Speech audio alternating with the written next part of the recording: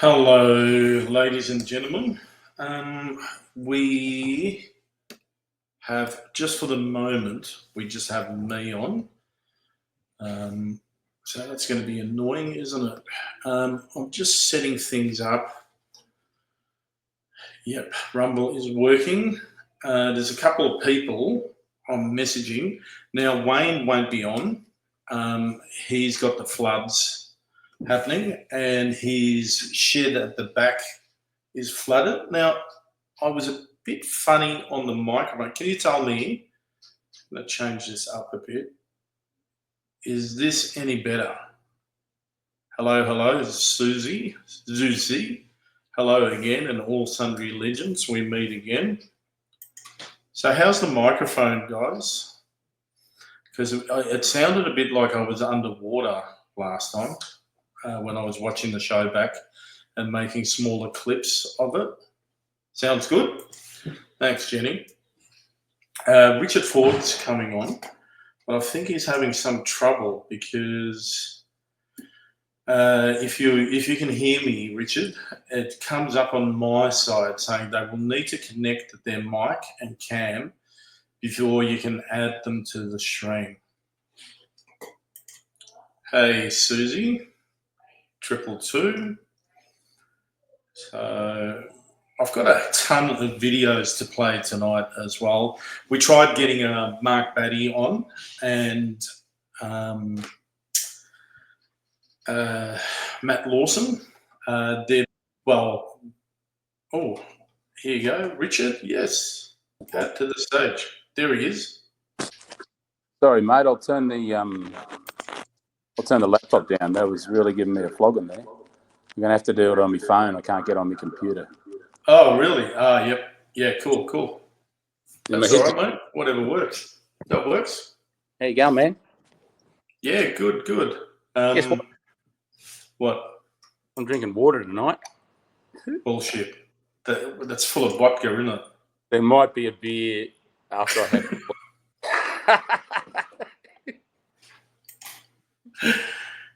Yeah, the mic is fine. Yeah, cool. Yep, blessings, Tom. Oh, what's going on? I'm seeing everything double in the messages on my side. You can't see the messages, can you, Richard? Yeah, I can. I can see them on the screen. Yeah. All of them, like at the one, or just the ones that I'm putting up, like now? Yeah, you did show me years ago how to do that, but geez, mate. Here's me trying to tap my laptop and work it. No.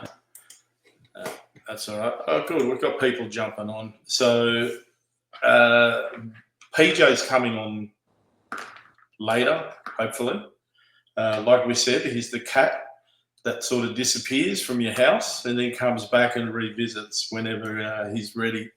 But Wayne has been flooded out in the backyard shed with the tropical rains. And I'm thinking because Batty might be under the same. PJ's coming on soon. It's me, you fool. Just ask, where's PJ?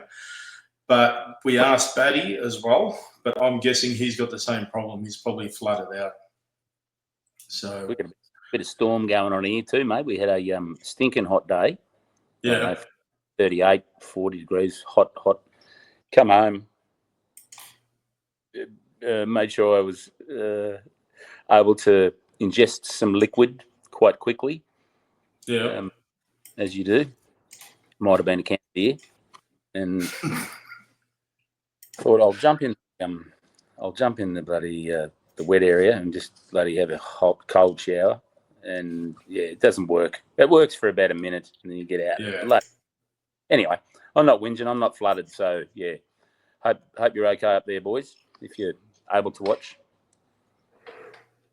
It's a little bit. The light's not working. I've got 2 blown out lights here. 3 actually. So Tom? Oh well, it's probably better off not seeing my face properly anyway. My big potato head. It's your arse on yourself.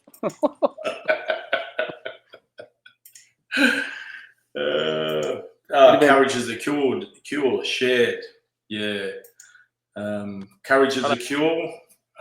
Most of you know who Robin is, but yeah, she's been having some interesting interviews and shows. Give her a follow on X as well. I've been doing a lot of stuff there lately. So I might just, what I'm going to do is, because I can't see Facebook on the computer, but so I've got my trusty little mobile here. So do I have an FB link? Adrian just asked. Yeah, so I think you're on FB now, aren't you, Adrian? Can we stream to CLO Social, Tom? Do you know? Apparently it is. I talked to Michael, and we're trying to get everyone to get over there so that we don't have any future problems with getting taken down. If we can, articles really easily on CLO Social. Yeah, you're on there. Yeah. Yep. Yeah, because I've got a WTF profile there, but I think I put it together like a couple of months ago, and then went on there for about 2 or 3 days, but then just stopped using it again. Yep. So the WTF podcast is working on Facebook, I can see at the moment. Tom, you look perfect the way you are, in my opinion. What is it on FB? Let me see. Actually, I'll have to do it. On.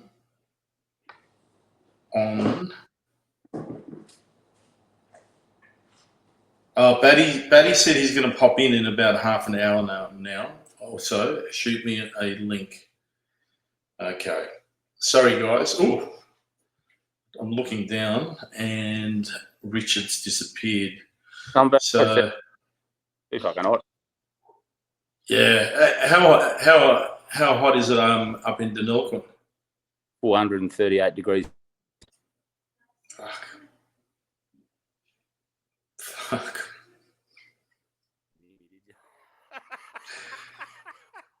No, it's about 38. Your microphone's gone down. Sort of wave it a bit. I think if you've been out in it today, you really appreciate some cool air this afternoon, because it just heats your whole body up. Your brain starts to bloody function properly. Yeah, that's what PJ said as well. He said he's going to be he's not going to be staying that long because he's pretty much. Sorry, I just read that. Remind us of your pronouns, Tom. Where are you going? My cold shower ended in a flop. All right. So I am. While he's doing that, I'm just sending something to Batty. Link for tonight. Yeah, sorry, Doc. I'm trying to.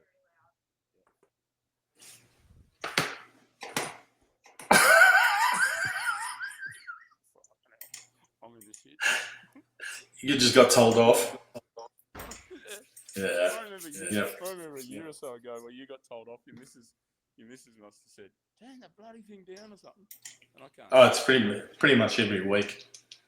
Pretty much every week, mate.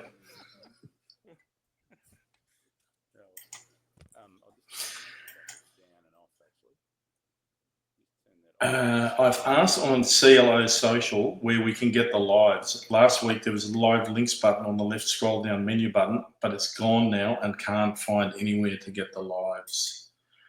I'm just going to share with viewers. This is the StreamYard link. I'm going to put that in the messages. And I'll see if I can. Oh, geez, that was loud. I'm going to. Oh, yeah, that's better. Yeah, that's better now because you were a bit low. Who, me? I love it. Yeah, you were a bit low before. So now I'm getting the link for those. You guys can share this. This is for the WTF live podcast. Yep, that's working well. Is live now. Copy link. All right. So just share it with anyone asking.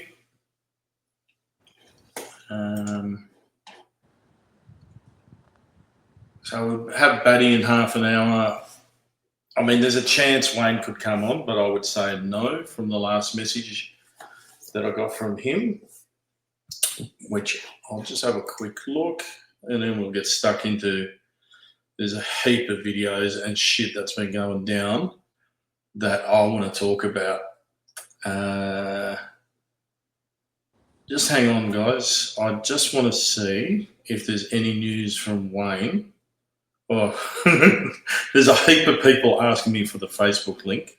So I'll try. Wayne just goes, cool, anytime, blah, blah, blah. Sorry. Oh, PJ goes, are you going on? If not, I'm off to bed. Yes. Well, I've come for yes, 5 minutes, mate. Come on. I'll have a beer with you. Come on. The rain is so loud, I can't even watch TV, is coming from Wayne.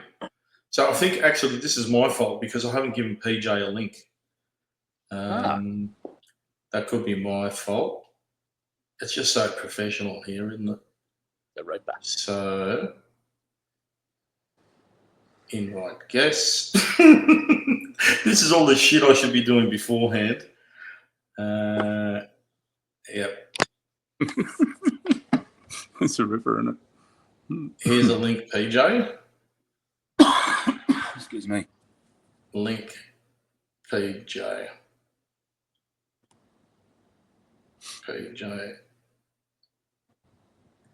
Sorry, I thought I had already sent it.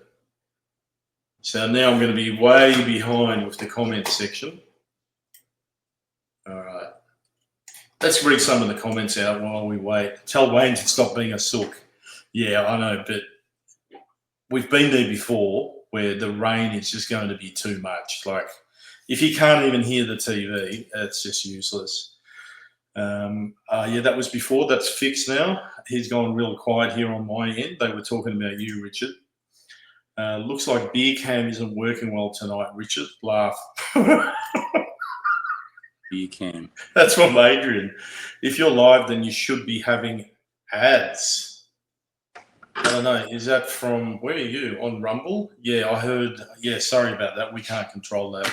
I think you were referring to how many ads there are on Rumble. Yep, the ads are annoying. Maybe try Facebook. We just put that up before. And there's a StreamYard link. That won't have any ads. It's on the page, the Facebook page for WTF Live. I was able to comment on one live, but haven't been able to find it again.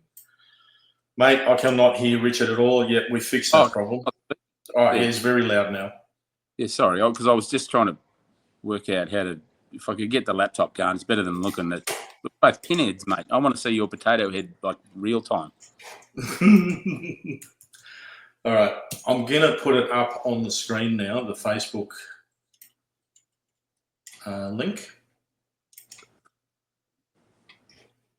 Here we go. Well, I might have to skip some of the comments. I'm just so far behind. Laugh, beer cam. Oh, yeah. Oh, so it's working. CLO social static WTF 87. You want to do the messages? Yeah. Can't read them. But... No ads here. Rumble on TV. That's interesting. No ads on X. Yes. So it's streaming to X, all right. Which would be Cafe Lockdown X and what the fuck X. Still can't chat. Podcast freezes when I chat. Peter Martinez says. All right. This is going to be hard for me trying to do the comments and put some of the shit up that we've been talking about. But let's see if I can get up the one that I've been wanting to talk about, which is fucking Penny Wong. These politicians, man, they are just out of touch. And you know what? They're not even out of touch. They just don't give a fuck about what the Australian public thinks, I think. So this is Penny Wong when she was questioned by Jacinta Price. Hang on a minute. I reckon I'll play it first. Here we go. If I can find it. It's always a good start, isn't it? If you're listening, hello. Nice that you've come onto the show. Penny, you getting her on, are you, Tom? Penny Wong. Here we go. Watch this. Understand what differentiates Indigenous foreign policy to Australian foreign policy in general? Maybe I should say from my point of view, we have an Australian foreign policy. We have different ways of expressing that. We're looking to broaden the story, I guess, we tell of Australia. We have an Australian foreign policy. Are Indigenous Australians Australians as well? Of course Australian citizens? Of course they are. Of course they are. But so we have thematic ambassadors from cyber to counter-terrorism to gender equality or women and girls and climate change. So, I mean, I understand your position. You've taken a position on The Voice, Senator, and you're entitled to do that. It's not one many share, but you're entitled. Others do. That's obviously you have a view on that. Richard's disappeared again. So she's basically just spitting in the face of all the people that basically won the no vote. So we won that, but it's like she just does not give a fuck. She is gaslighting us by saying that it's not shared by the majority. So, and this is what my real problem is. It's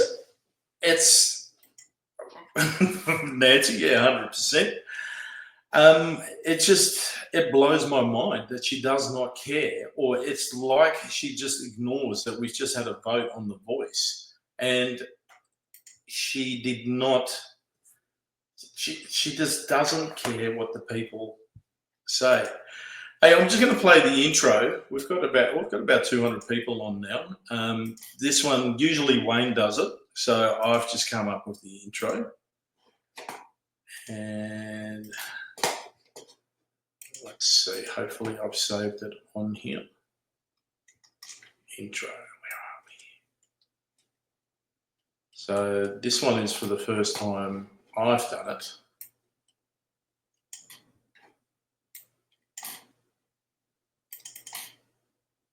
Intro.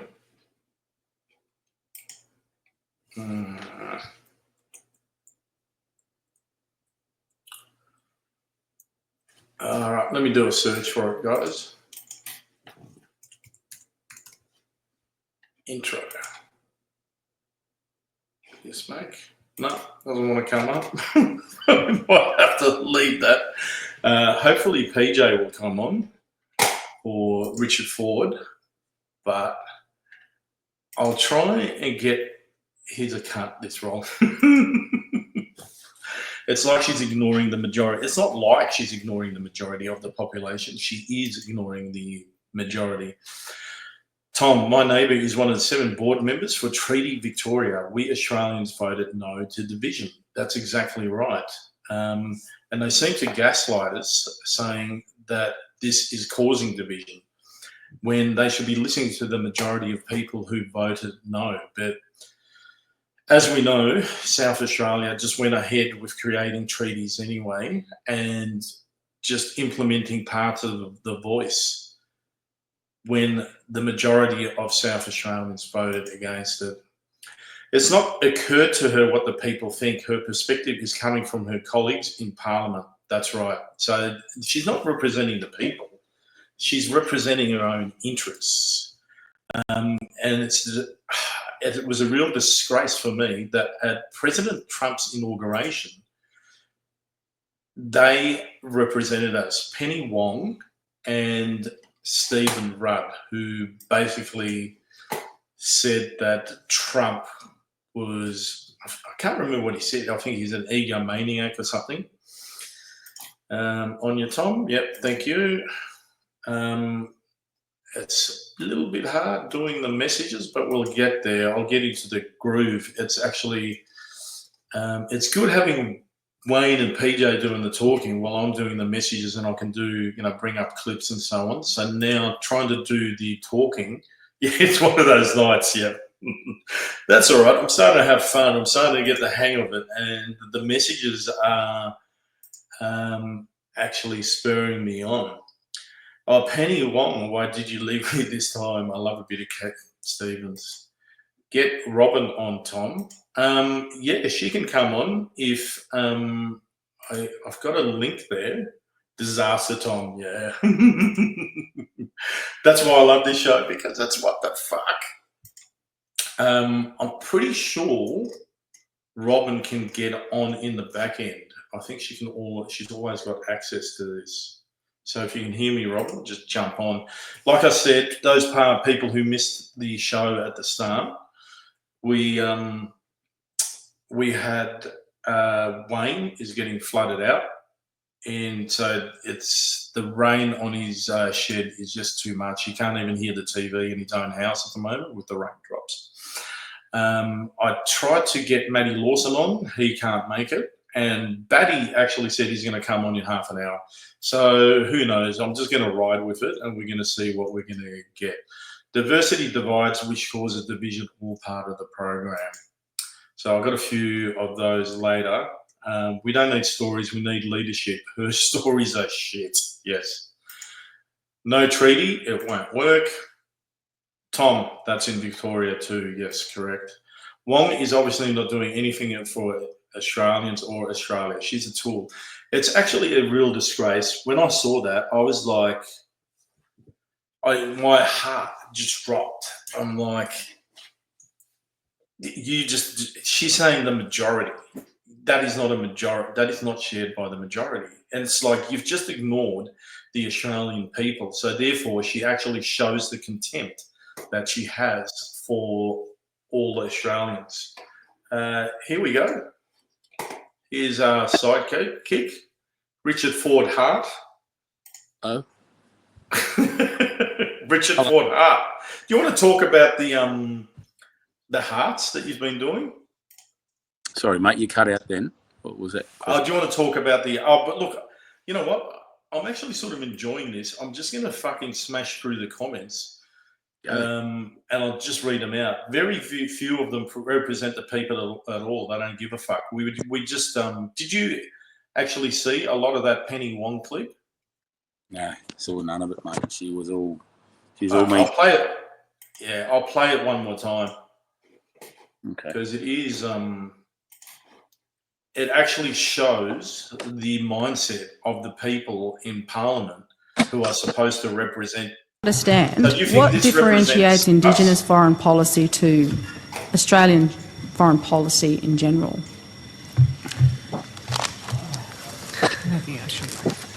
Maybe I should say from my point of view, we have an Australian foreign policy. We have different ways of expressing that. We're looking to broaden the story, I guess, we tell of Australia. We have an Australian foreign policy. Are Indigenous Australians as well? Of course, Australian citizens? Of course they are. But so we have thematic ambassadors from cyber to counter-terrorism to gender equality, women and girls, and climate change. So, I mean, I understand your position. You've taken a position on The Voice, Senator, and you're entitled to do that. It's not one many share, but you're entitled. Others do. That's obviously you have a view on that. So, did you catch all of that, Richard? No, broke up a fair bit on the way, mate. I really? Saw Penny Wong on the screen, then I sort of just turned off. mate. So maybe it just broke up in your mind. Like, Could have, mate. Not a smart man. so basically, Jacinta Price is asking why there are two ambassadors basically representing us overseas. Correct me in the comments if I'm wrong. So there's one for the Australian people and there's one for the Aboriginal people. So Jacinta Price, who is Indigenous, is asking, well, aren't we all Australian? So Penny Wong fires back with basically the other one. I don't know who the other bird is, but says, tries to, well, we've got an Australian story and then we've got the Aboriginal story that we've got to show as ambassadors for our country. And then Penny Wong basically bags Jacinta Price by pointing out that, this is basically because, you backed the no voice, the no vote against the voice. And basically it's not a opinion or view shared by the majority. Well, we're the majority. But obviously she's talking about the majority in Parliament because the people voted no. So therefore, she's not really representing us. She's representing her mates in Parliament. And she's forgetting about the people, which they seem to do. They're not representing. Most of them, probably 80% of the politicians are no longer representing us or by. They probably have not for a very long time. So, fuck. Yeah, but it's so obvious when she just comes out and says something like that. It's funny, Tom, because, like I said before, it's very hard to sit down and decipher anything a lot of the politicians say these days. I mean, potentially there's good ones out there, but it's really hard to just sort of believe anything that. I think most people just turn off to it, which is sad because they're the ones making the decisions on all the shit that's gone on the last fucking 4 years. And we'll fight it in our own little way, I think, mate. Yeah. So it's I'm going to try and what do you reckon this is, mate? Keep it a bit light later on, but I've got a few videos that are going to just piss people off tonight, which is basically the corruption with the politicians, because you've hit it on the head. You don't want to know anymore. But, I mean, especially doing this podcast, but you've got what the fuck moments all the time. It's Penny now. That was yesterday. It's Penny in a green dress.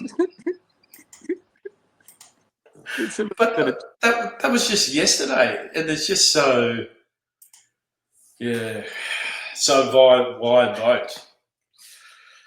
Well, I mean, that's the question that I'm asking. I don't know if you're talking about The Voice. They were just hoping that, I mean, it's always been on the cards.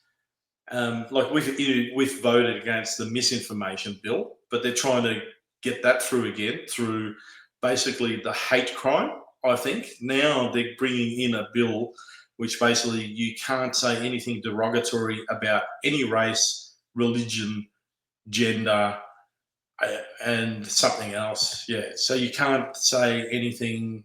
I don't think you'll be able to say, I disagree with, here we go, the man himself. What up, bitches? We're getting there somehow. Yeah. Took me a while to figure it out. Yeah. I mean, he's not going to send me a link. Oh, I'm not going to go to bed. I thought I sent it to you though. Thought, you know what Thought did? Shit himself. He only thought he had to go to the toilet.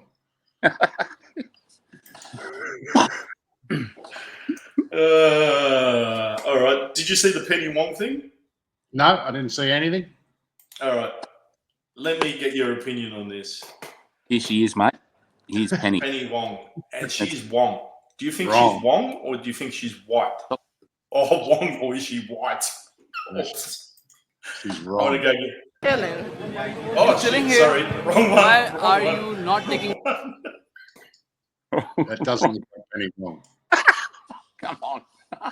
Is she Wong or is she white? I like that lipstick. That's not bad lipstick going on there. Understand what differentiates Indigenous foreign policy to Australian foreign policy in general?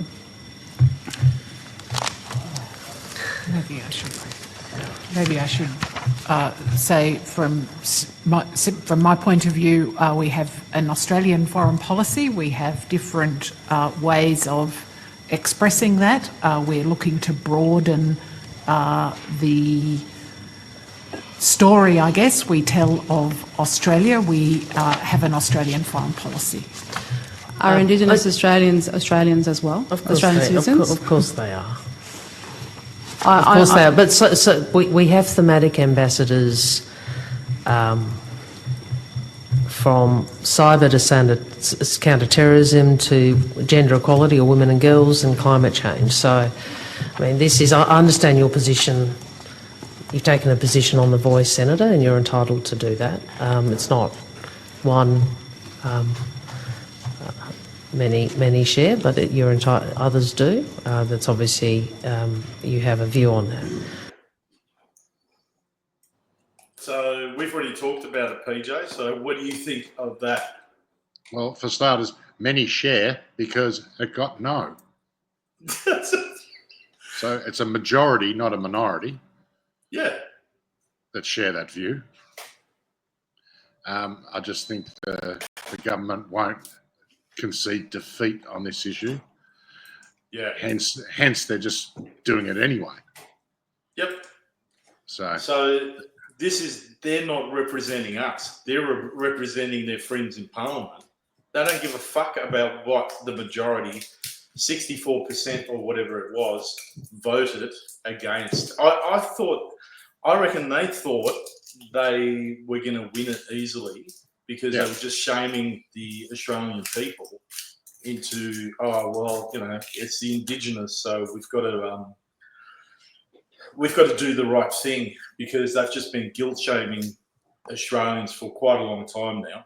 Especially with, I think we played it here, with where they made the kids in a kindergarten or prep write a letter of apology to the Indigenous people. Did we have that or did you guys see that? no, I don't think I did. Yeah. But it's what the fuck happened there? It's beer o'clock already.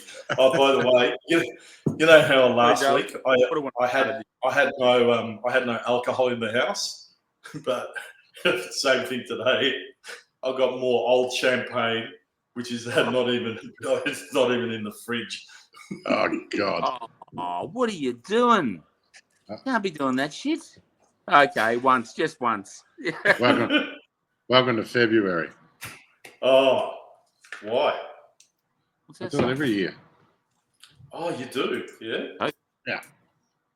So Just a whole month, yeah? yeah. All right, let me pop this. How long have you been doing that for? This is the second year, so I got through it last year. I thought I'd do it again. Cool. Won't kill me. No. What'd you find different about it all?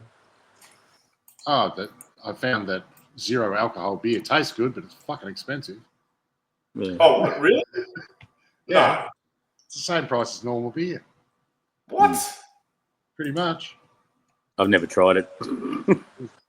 It's like wiping your ass with grease-proof paper, mate. Just doesn't get the job done. Oh, that's good. But yeah, got to cut back, so... Yeah, so I actually listened to a podcast how involved it is with making beers that are alcohol free because they've got to replace it with something and they've got to replace the fruity taste or the smell of it too because if they don't get it right, it just people won't drink it. Our friends in the government tax it the same as normal beer, even though it's soft drink. What? Yeah. Same liquor excise as on zero alcohol liquor. Fuck. Just getting more and more annoyed every fucking day. Yeah. I should, you know what, a friend of mine, Scotty, he actually just watches the podcast here and there, but he said he was more on the lefty sort of side, but I think he's changed sides a bit. He hates both sides now, which I think is great. So he's doesn't like Elon Musk. He doesn't like Gates. He doesn't like any side. He's like, Elon Musk has got billions of dollars that he could basically solve, you know, all the world problems with. And he said, if I had $1 billion, some of my mates would be getting $1 million each. And yeah, if I won $1 billion, like in Tats Lotto, even 100 million, I'd give a few thousand to my mates. Oh, yeah, everyone would get an equal costing postcard from me. From the Bahamas. Having a good time, cunts. Wish you were here. We were talking about this today at work, buddy. I think it's $100 million Powerball draw. I think it is tonight, or Oz Lotto, yeah. Lotto. And fella I work with, he goes, Rich, if I win it, I'll buy you a new ute. And I went, I don't want a fucking new ute, mate. I like my ute. It's just the paint job's fucked on it. Can you just get a paint job done on it? Yeah, no. Ooh, that's absolute shit. Yeah. Oh, that's fucking terrible. You thought it wouldn't, huh? I wonder what the use by date on this is. You're going to drink it hot champagne. Yeah. Go and get ice. We'll just talk amongst ourselves. Go and get a little bit of ice. And... Those are Bear Grylls and drink your own urine, bro. You got a snake skin? We can do that. Bet you it tastes better. I saw that show where he kept his own urine and he gutted a snake, and the skin on the outside urinated in the snake skin and carried it around like a bladder for like a day or something, so he could have moisture. Like mighty. I think he's pommy, isn't he, Bear Grylls? Oh, he's weird. That's what he is. Yeah. If you're gonna drink your own urine, you do it fresh, like an NRL player. The champagne might kill Tom. It's me, you fool. Never an AFL footballer has done that. Not on film. Yeah. I heard a story about a guy a footballer, that he's a buddy of a buddy, and apparently he stood up on a billiard table and said, let's get the party started, had a pill, and then shoved it up his ass, like pulled his pants down and shoved it up his ass. Wow. You know, which... That will get the party started. I'm pretty frank about who I'm talking about. It's just a rumour. Is that at Diddy's house? Let's get through some of these fucking videos. And I can't find the intro that I did because Wayne usually does it. So I did one. I can't find it now. I was fucking rushing, trying to get things over. I've got the circle of death going at the moment. I've got the coloured wheel going as I'm trying to get the... here we go. All right. Oh, Batty's come on. All right.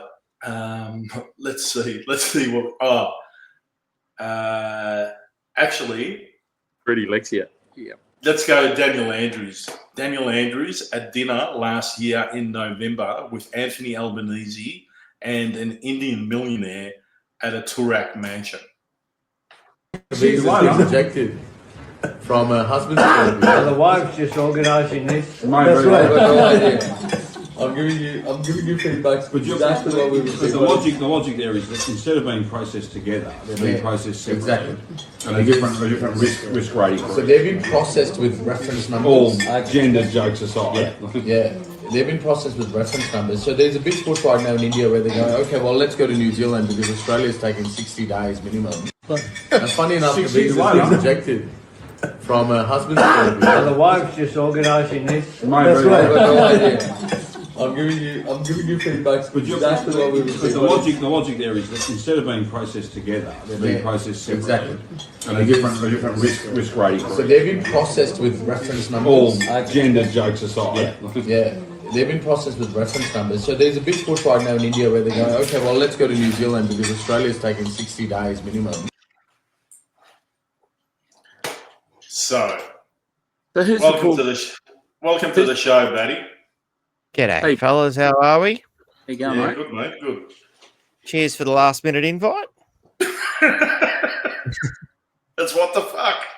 No That's rain. it. What the fuck? I got this text. Oh, straight. How could I say no to you boys? It's going down. So Wayno's having a bit of trouble, is he? Yeah. He's underwater. Yeah. Oh, struth. Yeah. So, and he wasn't even going to try from Yeah. his house. Like, it's bad enough in the shed, so Yeah. really bad. But he said he can't even hear the TV at the moment. The rain is pelting down so hard. So yeah, he we've can't had a even few watch days TV. like that. It's it's been pretty full on weather we've had here in Townsville. It seems like it's sort of shifted north a bit by the look of things. So, you know, if I chuck on the old windy here, let's have a look. Oh yeah. Yeah, it's drifted up that way. It's well, cool. Oh, now it's telling me I'm offline. Well, there we go. Now I'm online again. Reload the app. Let's have a go. Victoria Tonnant just goes, how the fuck did dude get this footage? So it's going all over the internet right now. Obviously, someone's taken the footage with their phone, someone that Daniel Andrews trusts at this dinner, and it's just gone, it's been leaked, or I don't get it. Like, why would you fucking... But he actually hangs shit about the gender. Oh, jokes aside from the gender agenda. Like, did you guys hear that? Did you actually see it, Batty? What we were just playing? Oh, I seen a little bit. I was just linking myself into the other channels, so I kind of missed it. Sorry. Well, we'll play it again. We're just playing everything twice. Why not? Visa Why not? For rejected those who weren't paying attention. from a husband's point of view. So the wife's just organising this. Mate, That's really. I've right. got no idea. I'm giving you feedback. But Exactly what we were the logic there is that instead of being processed together, they're being processed separately. Exactly. And a different risk rating. So they've been processed with reference numbers. All gender jokes aside. Yeah, they've been processed with reference numbers. So there's a big push right now in India where they're going, okay, well, let's go to New Zealand because Australia's taking 60 days minimum. And funny enough, the visa's been rejected from a husband's point of view. So the wife's just organising this. Mate, That's really. I've right. got no idea. I'm giving you feedback. But Exactly what we were but the logic there is that instead of being processed together, they're being processed separately. Exactly. And a different risk rating. So they've been processed with reference numbers. All gender jokes aside. Yeah, they've been processed with reference numbers. So there's a big push right now in India where they're going, okay, well, let's go to New Zealand because Australia's taking 60 days minimum. So does he say agenda jokes or gender jokes? Yeah. Those two pigs there. Adrian, fucking snap that one. The pigs are in the trough. Pigs Fuck in the trough. Yeah. Yeah. Pigs are in the trough. Yeah, big. It's pretty bad. Just to give more context to that. Yeah. So they're talking about visas, but the millionaire, I'm guessing it's at his house or it's at a Turak mansion, whatever. So I'm guessing it's at his house. So I don't know. Can't confirm that. But the guy was under investigation at the time and then was deregistered for schools. So there were schools that he was pushing to get Indians over who would pay money, but there was a lot of dodgy dealings going on. So he was the schools that he brought into place were deregistered because they were found to be dodgy goings on. That's as much as I've found out at the moment because I found this clip last night. Yeah. So I haven't had time to look into it properly. But all over X, we have been seeing that they're now going to bring in basically that certificates and diplomas. I think diplomas and degrees in India are going to be equal to those of Australian diplomas and degrees, which they've never had before. Yeah, I've So definitely seen I'm like, were they talking about this at the table? Like, quite possibly, yeah. you know, and Yeah, they're obviously talking I about was struggling visas. to follow what exactly they were referring to there. But, They're talking about visas. Yeah. Yeah. I don't know what he was talking about with agendas or something. I don't Yeah, know. he said gender jokes aside, and obviously, there's, they seem to, laugh about the whole situation as much as the rest of the common sense folk do by the look of things. Yeah. That's kind of the context I seen that particular thing. But And they're exactly the ones who or what pushing they it. were referring to is what I'd be more curious about. Yeah. You're not having another mouthful, I think. Yeah. Oh, I he am. used to. Look at that. Taking his second sip of hot champagne, Batty. This is a fucking classic. Hot We had to make champagne. go and get up. It's like it's last week I got a little bit blind because I didn't have beers or my usual Jack Daniels at home. I haven't stocked up at all. So I found this dirty old bottle of champagne, which had probably been there about 4 years. And I think this one's even older because it's been at the back of the one before that. And there's another one there. And I think I won them or someone gave them to me as a gift. And I never drink champagne. But now I'm desperate. So I've just added ice cubes to it. But if I get sick, it can't be the champagne. It'll be something else. Oh, definitely. Because then it'll ruin my drinking. It'd have to be like a fluoride in the water. We're on the same page. Actually, I've got one more Indian story because I just saw this from Alex. I'm going to India and purchasing my diploma. Here's a story for you. I was working traffic control for a while at the Tullamarine Airport when they were it used to be a barrier and they used to have to get a ticket, but then because so many of them were sneaking under the boom gate when the previous one had gone in, they just made it automatic camera recognition. So I was doing traffic control there for about 3 months, but I talked to one of the security officers and I said, I've witnessed 3 accidents with the taxi guys. Like, why? Like, shouldn't they be more, they should be better than most of us because they're spending so much time on the road. And he goes, I'll tell you why. He goes, because over in India, they haven't driven one day and then their cousins and so on are needing people to work over here. And what they do is they pay for their license over there, which is a Commonwealth license. They fly over. They've never driven a car before. They can exchange the Commonwealth Indian license straight away for a driver license here.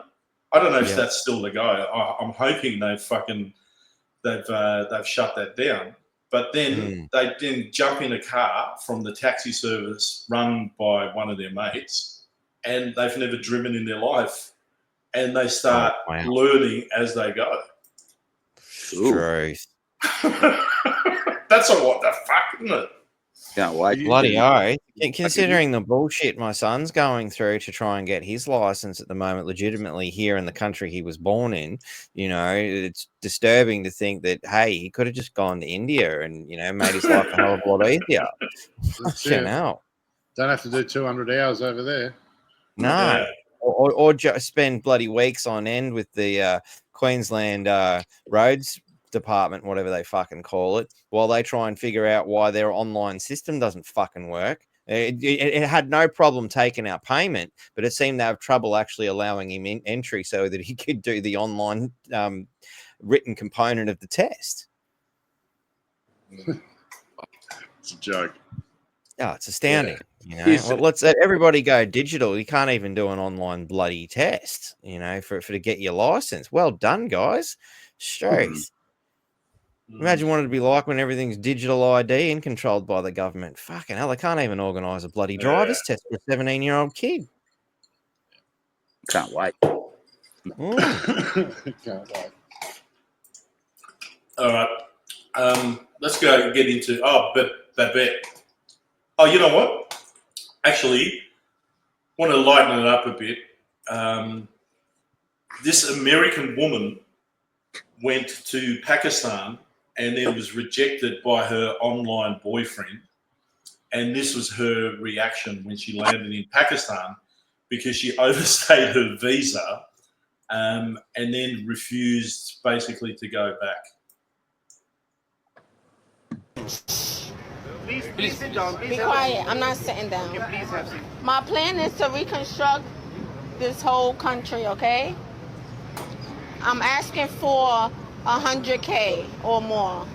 I need 20K by this week, okay? In my pockets, in cash, okay? That's a demand to the government.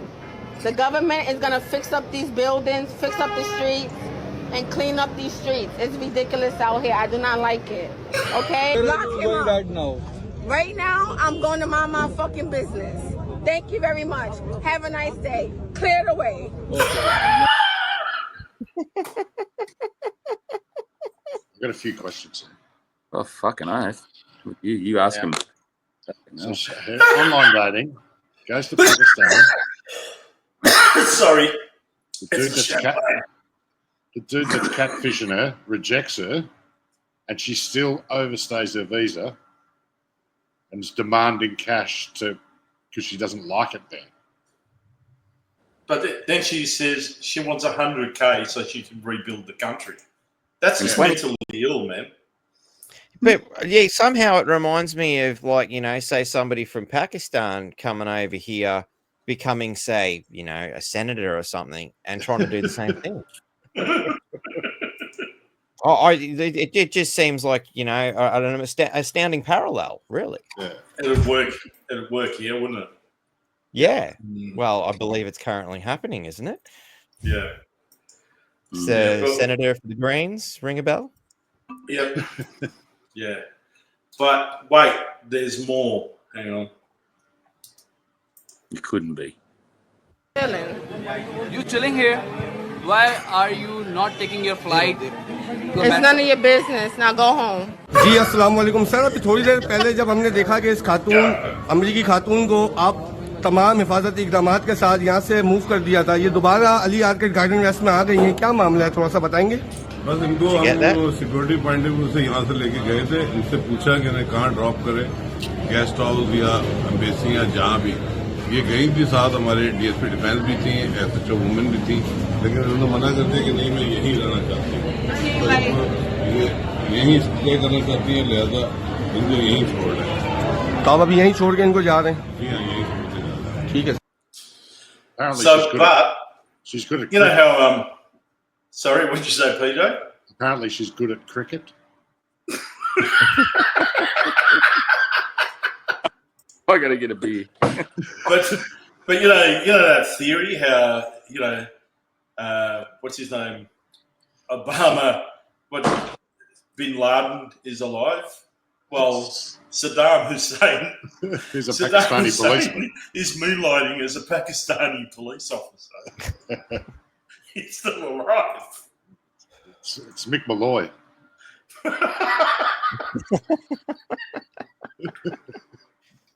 Oh, sorry, guys. You're gonna have to give me a moment. Some of these meds that I've taken for this gout upset the guts a little bit. I shall return in a moment.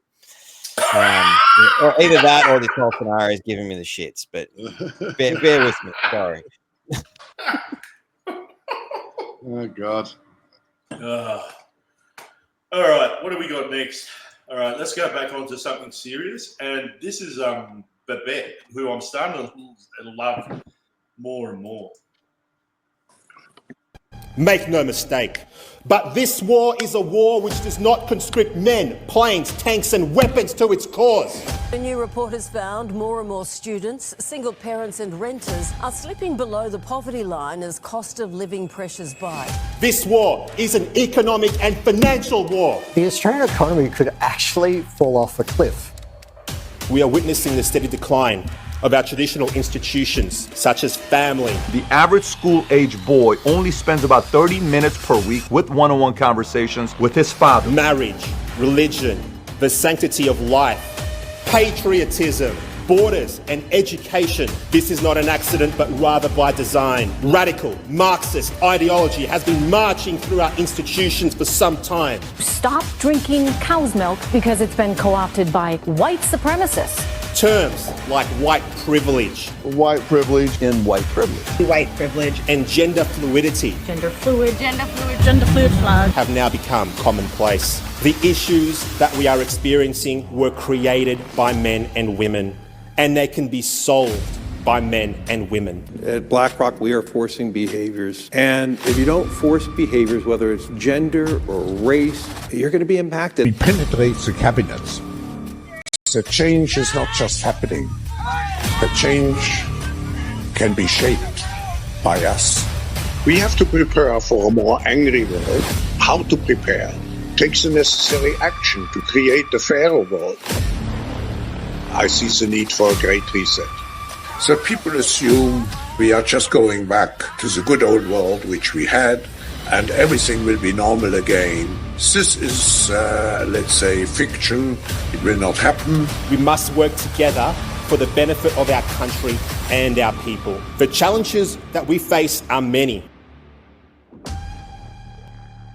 For too long, we have allowed those who would seek to control and subvert the democratic process to divide us. Let us instead draw focus to what unites us rather than to what makes us different. Let us rediscover a love of individualism, a love of freedom, and remember always that the best welfare is a job, that the best security is a home, that the best life is a family, and the best country, it's Australia. Together, we will make a difference. Together, we will stand up. Together, we will create change. Together, we will make a better tomorrow. And yes, together, we will save Australia. Aussie, Aussie, Aussie! It's actually interesting. He's on X, where I've been spending a lot of time on lately to build the numbers up for WTF, because I've been getting censored so much on YouTube and Facebook. So X, as yet, has not given me a strike or banned me for any amount of time. And he has been copying it quite a bit for... they've been calling him out as a white supremacist on X. And I don't even know his background. What is Babette's background? Does anyone know in the comments? Well, it sounds like a strong Anglo-Saxon name. Yeah, but he's calling them out on it, which is great. But you know, it's the usual bullshit. I've had this argument with friends of mine. You know her, PJ. Starts with N and is a psychologist. And she told me, she had an argument with me because I was talking about Rukshan, who hopefully we might have next week, who was the live streamer that most of us know, who filmed a lot of the stuff at the rallies in Victoria. And she was saying, oh, you know, it's all at these protests, especially the big one where, you know, we probably had about 500,000 people. She said, you know, it's organised by the Pride Boys. And I'm like, no, it's not. Like, I didn't even see them. And I actually had to ask her, who are the Pride Boys? Like, I didn't know who they were. I'd never heard of them before. And she's like, they're organising all of that. And I looked them up, and they're just a small minority, really. There's no way they could have organised 500,000 Australians in the first place. And these people, they never go. Anyway, I said to her, well, what about Rukshan, for instance?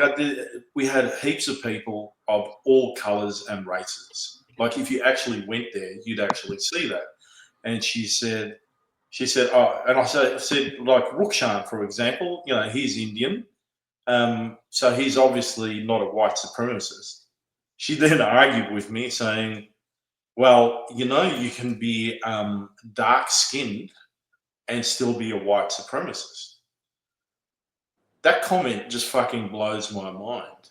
And there's actually people, she then argued with me on Facebook for at least 2 days, it went back and forth. But there were actually people that joined in and said, yes, you can be black. And it has happened. Yeah, okay. There's been like rare instances. But that defeats their whole ideology if they're white supremacists by letting someone in their ranks who's of a dark colour. Well, PJ's had enough already. What's the time? It's 10 o'clock. I think he's gone. Maybe. I don't know. So I've just shared a screen here to answer your question regarding Mr. Babette. Of course, it comes from Wikipedia, which of course is of sound mind and knowledge. Full truth. So Babette was born on the 29th of June 1983 on the remote island Indian Ocean island of Rodriguez, part of the Republic. Oh, Mauritius. He's Mauritian. I'm glad you said that word before I got to it, because I was going to say something completely different. Yeah, because one of my mates who actually watches the show quite a bit, Johnny Alfred, he's Mauritian, and I used to do security with him. So yeah. So apparently, it seems to be a French-speaking colony, according to this, because that's he spoke French as his first language. Attended the Holy Family Catholic Primary School and later St. John's Regional College in Dandenong. Holds a degree in Bachelor of Business from Swinburne Technology. So, clearly he's a moron. And an advanced diploma in Sales and Marketing from the Chisholm Institute. More proof that he's a white supremacist. Wow. Yeah, so he was charged with criminal damage on the 6th of March 2017. But no conviction was given by the Melbourne Magistrates Court. He was instead ordered to participate in a diversion program. Right. I've asked him to come on the show, but he hasn't responded, so I don't know if he ever got the message or not. It's bloody hard to get onto anyone from the Palmer Party, man. Like I've tried to reach out on several occasions, and I just get stonewalled, man. Yeah. It's they're very hard to get onto. So why, I don't know. You think they'd be trying to sort of get a little bit more publicity? The general approach to the political realm is to get as much attention as possible. My time working for the lamestream media, the politicians generally email media, hey, I've got this to talk about, and hope that they'll get some airtime. So yeah, it's strange they're not reaching out more, but yeah, especially for independent media who'd actually not try and slant it. Especially Cafe where his audience. Michael's getting great numbers. I think maybe, I don't know. Maybe they don't want to be associated with us to a certain point, because we've got the tinfoil hat conspiracy theorists slander against us. Yeah, true. But that said, I've had George Christensen, former Liberal Party and One Nation candidate, now councillor, and he even came on recently whilst an acting councillor on here. Whenever Senator Rennick comes through town, his team usually reaches out to me to say, hey, he's in town, fucking, like they did last time, which I thought was great. So, those people are definitely aware that they're not going to get a fair run with the mainstream media. I was working with Channel 9 at one particular instance when Senator Malcolm Roberts was here in town with something to talk about. And, they hummed and hawed about whether they'd even bother giving him, the time of day. And, it was a slow news day, so they were desperate. So they were giving it a contemplation just to fill the slot. And it was an easy job they didn't have to go looking for. But then, fate gave him a nice traffic accident to say, oh, well, we've got something more important to go to. So they'll mainstream will tend to avoid, anything they deem right wing, or undesirable by their socialist standards at all costs. So the best bet for these people to get out there to the public is to come and see people like us. So why Palmy United won't play the same thing is beyond me. I'm not sure.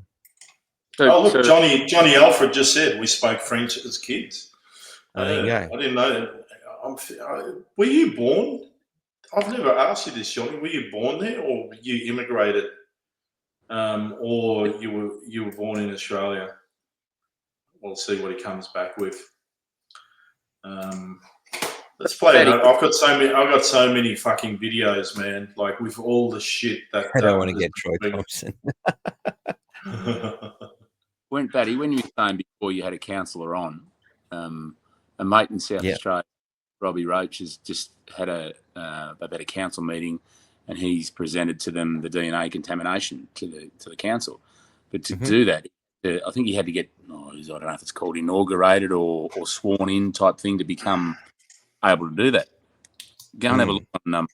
I'll send Tom the thing, but it's Murray Bridge News. Put it on there, and he's copped a flogging from a lot of people. He was just there saying, I'm not an anti-vaxxer. I just want to know what you guys as councillors think about this DNA contamination that's been exposed.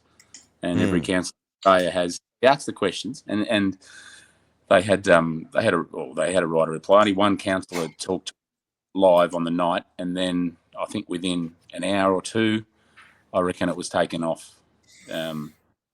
But it's still there. I mean, it still can be. I can send the link and all, not the link, but the video of it. But he got up there and asked the hard questions, mate. It was bloody good. Yeah. Little old Dr. Rob from Murray Bridge. So Murray Bridge News, go and suss that out. It's pretty cool. Yeah, for sure. I'd love to see a link if you can, pass it through, man. Just NQ Freedom Network at protonmail.com, man. Just email me a link if you can, buddy. You expect or me to Tom pass on my phone number or something, whatever works. Yeah, cool.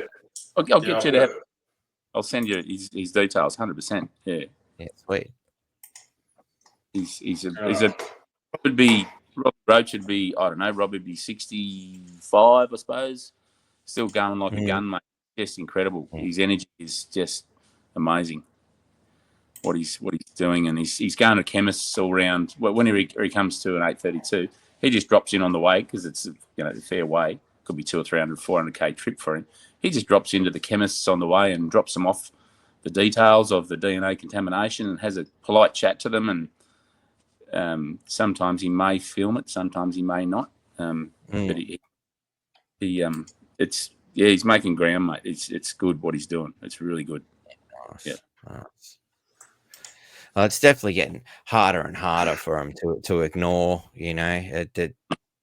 They're only doing themselves harm by continuing to deny these stories. But I guess the mainstream media has been so complicit with this scenario.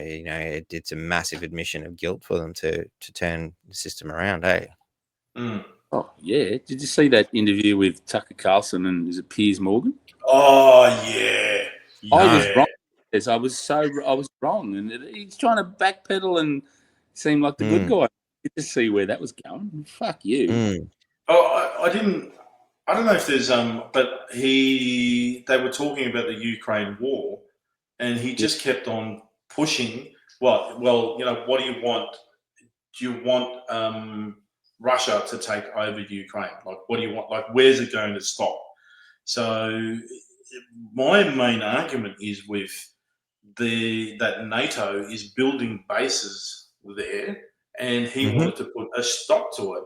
And I mean, we all know that there's biolabs that even they first said no, there's no biolabs in the Ukraine.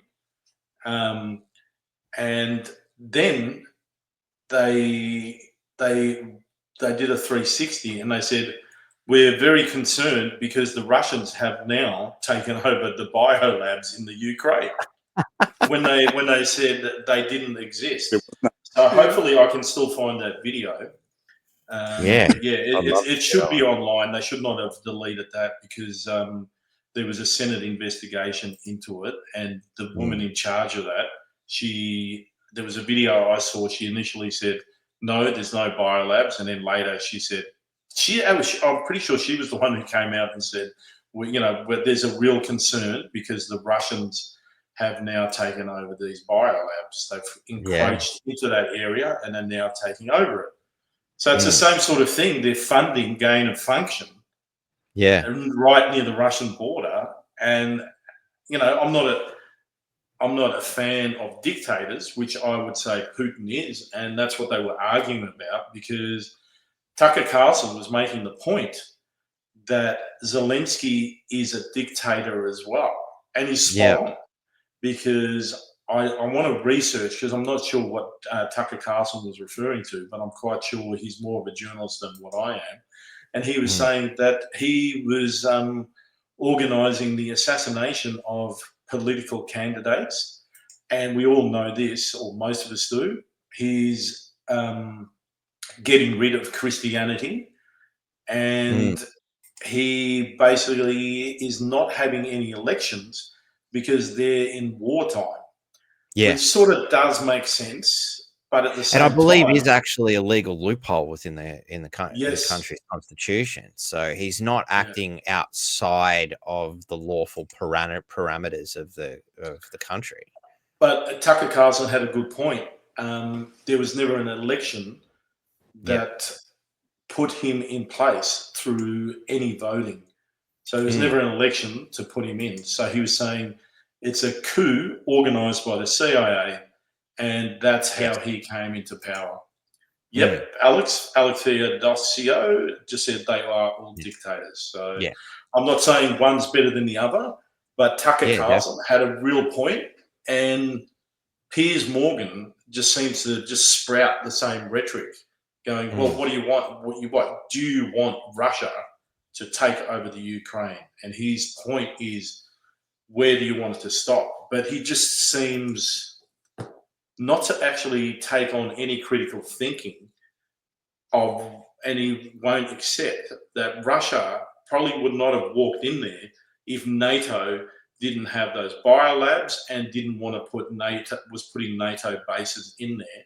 And they warned them for many years that if you keep doing this, we're going to go in. And it's obviously as well what they were doing to the Russian people. What's the area that starts with D? The Don. Yeah, I know it's the northern region of Ukraine. Yeah, and they were poisoning the water supply and so on, and shooting missiles at the Russian people of Ukraine. So that was part of his reasoning as well. Yeah, actually, someone did make a comment then that that Piers Morgan admitted he was wrong. And that's dead right. Look, that's better than not. It's it's a start. Sorry, Piers. Yeah, I watched the whole interview. Did you watch the whole interview? And it was just they were just going round in circles and circles. What caught my attention was when that bloody crazy laugh. Don Bass, Andrew, thank you, Don Bass. That crazy laugh Tucker Carlson's got. Dudley Do Right. High-pitched bloody thing is like, is this guy doing a serious interview? And sort of giving each other a bit of shit. They must know each other in some form. Anyway, Penny Wong's back this year.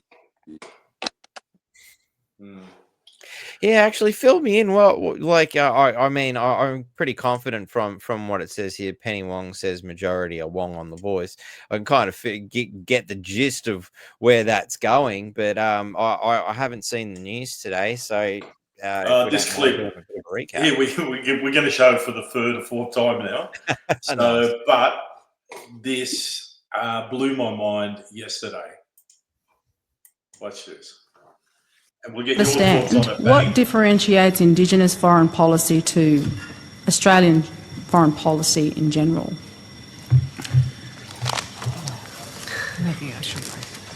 Maybe I should say from my point of view, we have an Australian foreign policy. We have different ways of expressing that.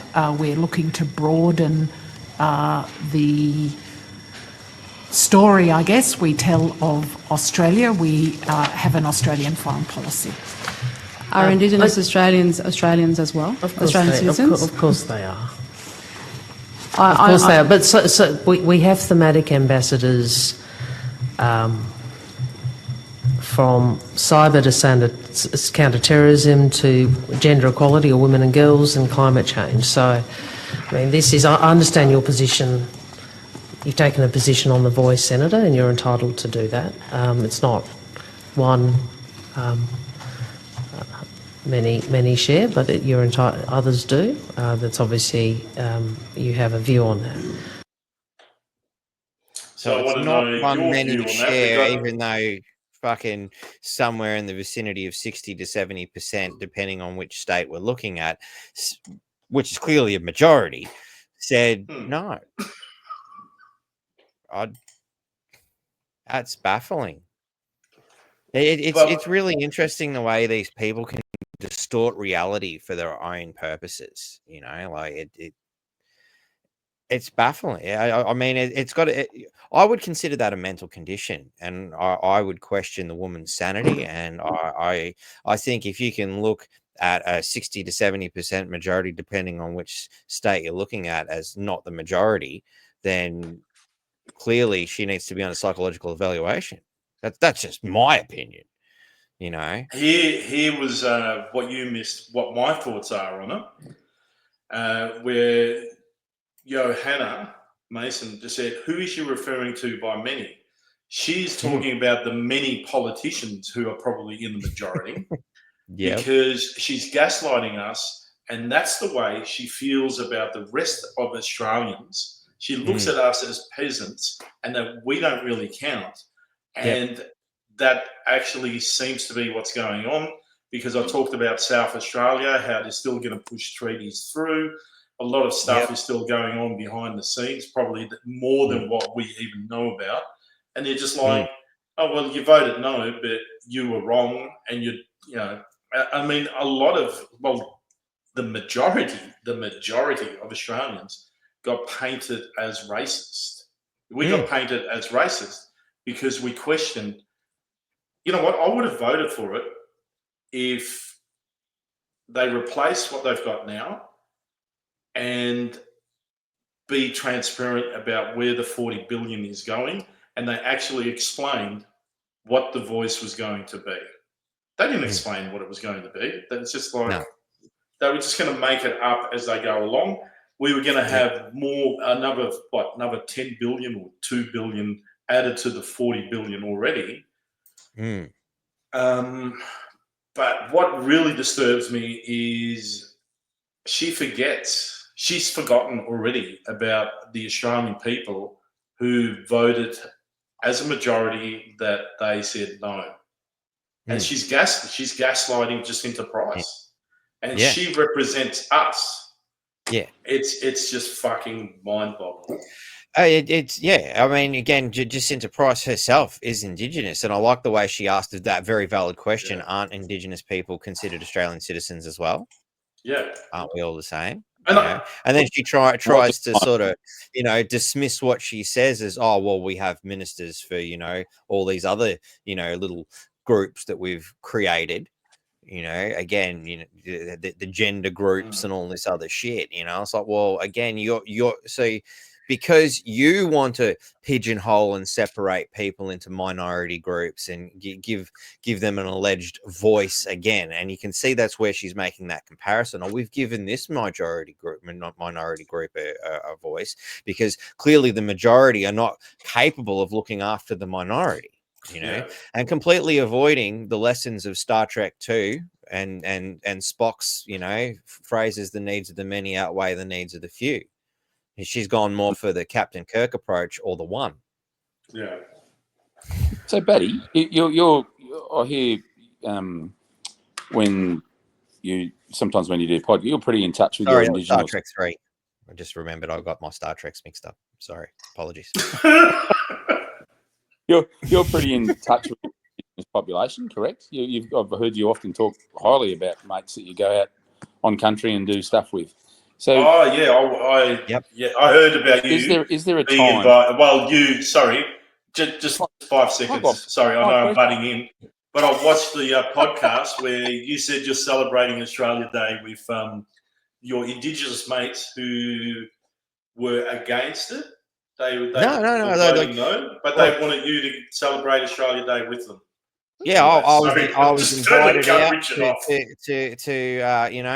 by a couple of Indigenous mates out to a cricket game on Australia Day. I mean, cool. Clearly, they're clearly upset about it. But I again, during that voice, that's where I met a lot of these Indigenous people. I went out on country with 28 tribes, and I did my documentary, which is available on North Queensland Freedom Network for anybody who wants to go back and have a look. And some of the comments that were given to me as that video went viral, like thousands upon thousands on X. Like I think it was somewhere in the vicinity of 35,000 views or some shit. And then there was another 10 to 15 pops in after the voice, because that video was then used as a bit of a perhaps you missed the point to all the sore losers who are still crying and whinging about it, And of those 28, I think there was about 6 or 7 members of 7 members of tribes came forth and were happy to talk. Not all of them were happy to talk. They didn't know me. They didn't know whether they could trust what I was going to do. But those who did have a bit of faith and trust spoke. And even those that didn't speak, there was no one there saying we trust this voice. They were all of the opinion that, hang on, this is the same government that's been shooting at us for 200 years. This is the same government that wanted to classify us as flora and fauna rather than living human beings not so long ago. This is the same government that come up with the stolen generation. This is the same, government that has treated us like dirt, since its inception. Why the fuck would we trust them now? That's the basic premise. Summing up a 30-minute documentary there for you. But that's cool. Of course, here we have Penny Wong, all the way from China, to tell us that, the Indigenous people were wrong about their own voice. They were wrong about their own voice. I like it. I like it. Is Penny from China? Mm-hmm. Yeah. Like as in born there and must have migrated many moons ago. Whether she was born there or not, I'm not 100% sure. Let's fact check that one. That's one for the fact checkers. I know she is definitely Chinese. Let's do it now. So there it is up on the screen again. So born in Kota Kinabalu, Malaysia, to a Chinese Malaysian father from the town of Sandakan and an English Australian mother from Adelaide. There you go. Go Penny. So she was born offshore in Malaysia. Mm-hmm. But she's, that's where she's gotten her Australian citizenship from, is from mum. Yeah, right. She's also, open lesbian, married to another woman. No problem there with that from me. Yeah, I've got no problem with that. What I've got a problem with? She wants to be, that's fine. She came to my attention when apparently she bullied another politician here in Melbourne. I don't know what her name is, and apparently this politician committed suicide, and there's some speculation it was because of the bullying by Penny Wong and another senator. Did you know about that? No, but it does not surprise me because that Yeah. is the standard protocol for the Labor Party. It's a full-blown socialist anthill, and if you are not the same as us, then you are the enemy. They're like the schoolyard bully. Anybody who's different must be attacked and picked on. I've got to say, when I've seen Liberals and Labor fight in Parliament, have debates, not fight, it's like watching the kindergartners fucking fighting with each other. And it's not a proper debate. It's just, it's like when I've been getting attacked on Facebook or on X, where it's just name calling. And then I'm like, well, let's have a debate. And then it's like, you're just a cunt face, like that sort of shit, like real horrible sort of stuff. Paddy, are you telling me that all the Labor Party are bullies? Like Anthony Albanese is not a bully. He just got his fucking lunch money stolen every fucking day. That's all it was. So he was. He's become the bully himself as a result. Yeah. He's become that which he hated. Back. I will get you. It's classic psychology. Have you seen the? I'll see if I can find it. But there's pics of him floating around now when he was still living with his mum. When he was in his 20s or 30s, and he looks like something out of Fat Pizza. He looks like that's the only way I can describe it. I'm scrolling through X now, but I can't seem to find it. Maybe if I go Anthony Albanese housing, because a lot of people are bagging on him because basically his mum, I don't know if she's still alive, but she's still in the housing commission, or was until she passed away, while he's got something like 6 houses. Wow. And a brand new road. Well, here's a couple I found of him. If you want to have a I've got it. Oh, you got it? I got it. Beauty. Yeah, I got it. Look at this. I mean, I'm not bagging any. What is going on? Why am I not getting the one that I want? Got it. That.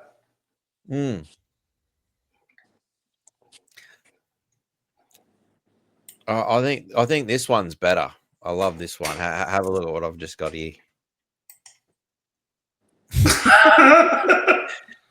He's had his teeth done, hasn't he? He's had his teeth done. He'd have to have. Like, I mean, just look at him. That looks very Housos, yeah? Yeah, took the words right out of my mouth. Cast a Housos all over.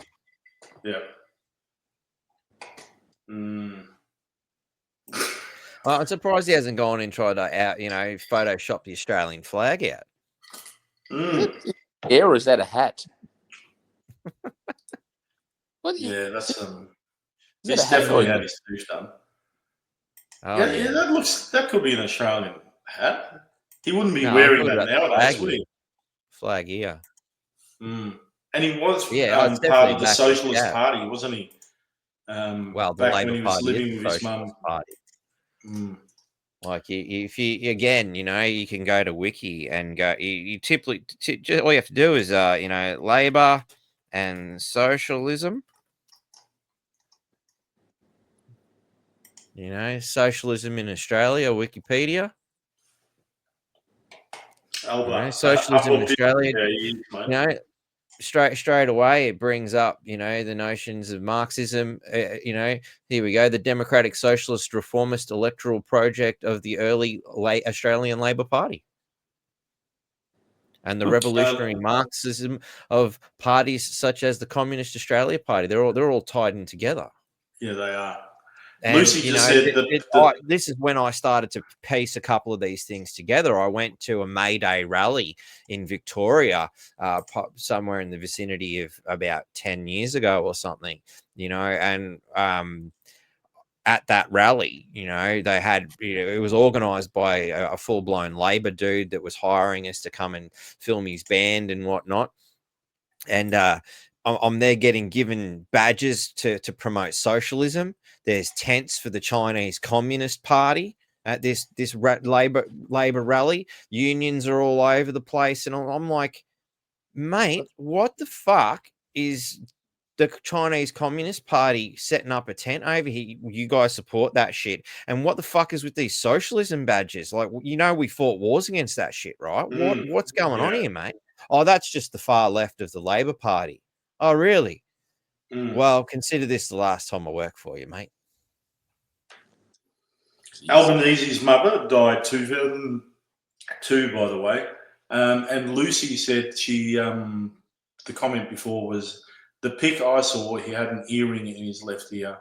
That doesn't mean anything. That pic is definitely legit, and it's just basically been mirrored. So it's been swapped around. Yeah. Oh, you can't even see an earring there. Look at that. And there it is. That's like, Good on you. Look at the teeth, though. The teeth just look. He's been smoking meth. Well, the eyes, the one, you know, like those are some pretty wild looking eyes. I can't fucking see any teeth there, Tom. Well, you got good glasses, have you? Oh, yes. I've got a big screen, and yeah. Yeah, righto. My glasses are fucked down this end.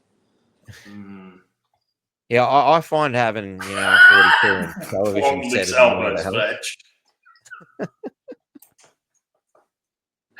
He does look like a junkie, man. Like, that looks like junkie teeth.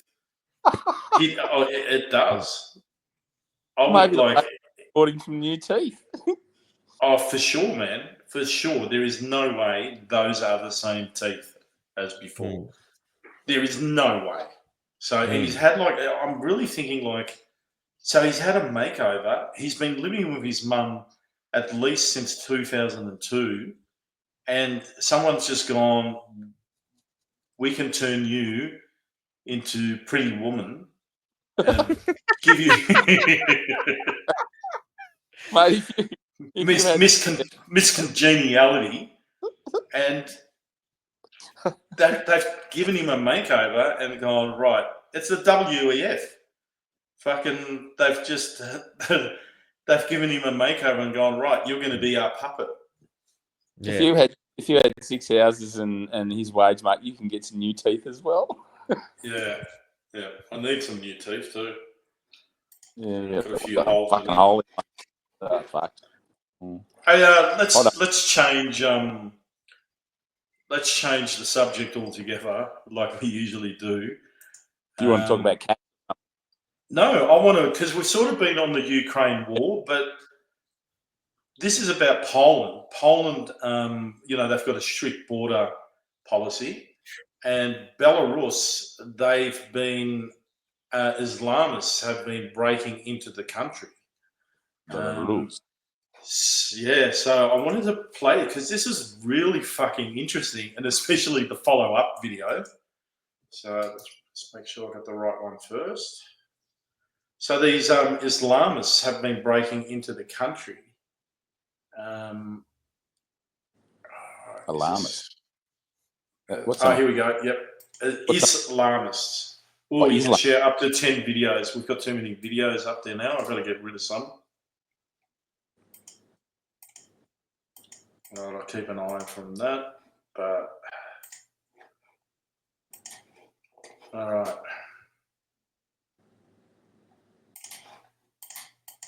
Check this out, how they cross into the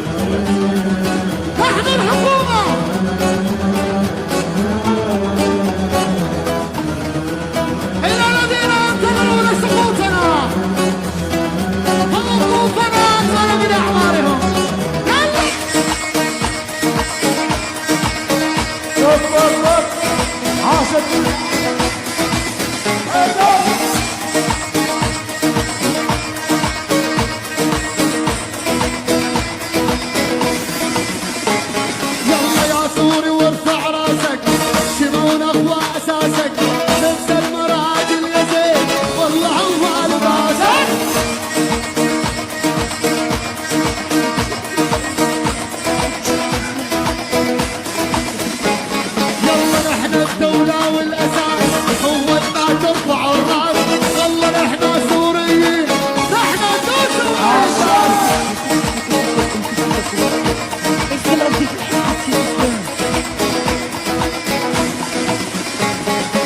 يلا يلا يلا يلا والله ماني مغني لا يرتفع الايدين الكل الكل الكل الكل الكل الكل الكل الكل من الله نحن دولة مو ناقصنا مراجل احنا نقوم على الناس ما نسكت على العالم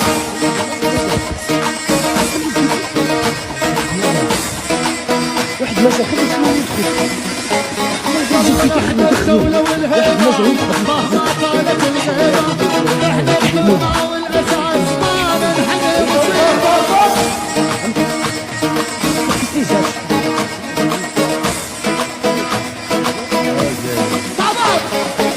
اللي يحجوا فاير دمه الا رجعوا البطن امه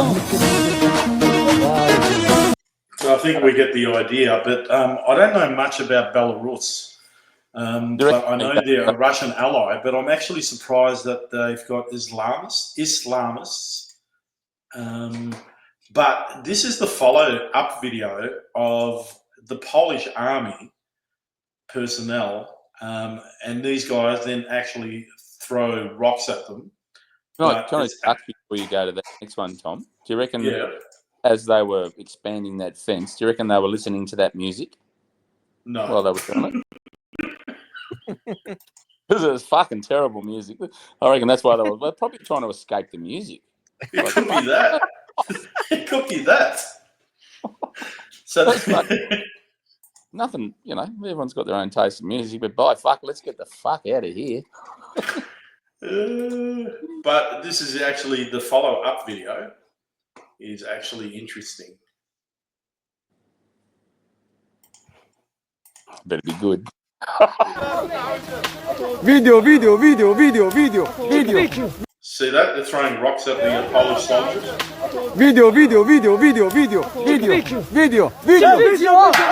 Video. This is the Poland army. We are trying to go.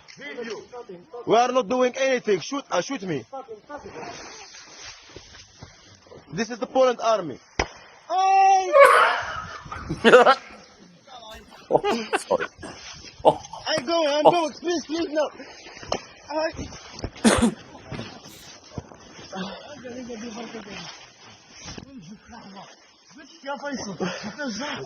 seems to have stopped asking him to shoot him. Yeah.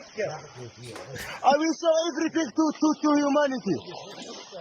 Okay, thank you very much, Poland army. But it's interesting because he didn't think they were going to shoot him, and then they did. I think the Polish just don't give a fuck. Like, I'm not condoning any violence, but if you're getting rocks and bricks thrown at you, and you're fucking Polish army, you're like, fuck it. Like, I don't know. I shouldn't be saying it, but I don't blame them. Yeah. Like, someone's coming into your country. Suzanne goes, I shouldn't have laughed, but I did. Because he changed his tune. That's how I felt. All I seen was the cocky little shit who got what he asked for. He did actually say, shoot me. Yeah, so that's it. The Polish soldiers being quite hospitable and giving him what he asked for. Careful what you wish for, eh? Anna Costa's going, what's going on? I missed the intro. Don't worry, because Wayne usually does it. So I did one, saved it, and I don't know where the fuck it is. So we haven't played it yet. So I'm hoping somewhere along the line I'm going to play it. I'll come across it. So I've got a heap of videos that, what is it? Geez, it's already 10:40. So we'll finish it before or just at midnight tonight, I think. If you guys are keen, you don't have to. Yeah, look, I'll see how we go. Yeah, if you're getting tired, just go home. Ex-Holly says. Very tired. Very, very tired. 70 virgins, yeah, shooting. All right, let's have a look what else I've got. We've done We've done the American. What is this? Oh, this reminds me. Do you remember Bud Abbott and Costello? You know, I remember Abbott. Who's on first? Fuck yeah, one of my favourites. It's a brilliant piece of art history. This is the English Pakistani version or Indian version. This is what it reminded me of. Anyway, let's just have a look at the clip. Sorry? Are you waiting someone? You are waiting someone? Yeah? Waiting someone? No, I am asking you, you are waiting someone or no? I'm waiting someone. I am asking you, you are waiting here. You're asking me? Someone coming, your friend, anybody waiting you are here. Who's coming? No, I asked you, then you are waiting here, this picture and everything. I don't understand. My police officer also asked me why he is I was here. taking a picture of my friend. Who is your friend here? Huh? Who is friend here? You took the picture. No, you taken picture also here. Yeah. Yeah, which reason? My friend. Why friend? Huh? The one I'm waiting for. You are waiting your friend? Yeah. Then why you take a picture all building everything also? He asked me to take picture.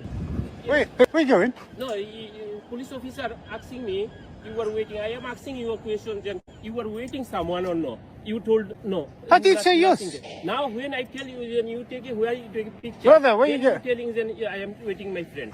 I'm telling. Yes. I'm waiting my friend. Yes. And took his picture. Yes, you were waiting, but you don't take picture also and don't take picture here. Yeah. On us? Who? Police officer already may inform me. Which one? This lady gone also inside. Police sergeant. Is she my friend? She is coming me. She is telling me you are waiting. You always following me. Take a picture also. You what she say? She telling me. She who? What? This police officer. My friend. Who is your friend? The one I took a picture of.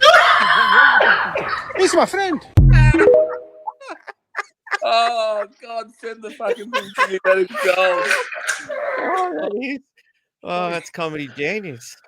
Oh. It just reminded me. Remember Abbott and Costello was the. Oh fuck yeah! Who's on first? What's on What's second? on first? I don't know. Who's on third? Yeah. Oh, fuck. Oh. I don't know. Third base. That was great. He's my friend. Ooh, what have I got next? Who? What's her name? Brilliant. Oh, this advert. This JK Rowling posted this on X. This is a really good advert, I thought. Sia Lee are in hot water over their transphobic comments, and I just gotta say, who cares if biological males play in women's sports? Just be inclusive. Could not agree more. This is just a bunch of fear-mongering from right-wing bigots.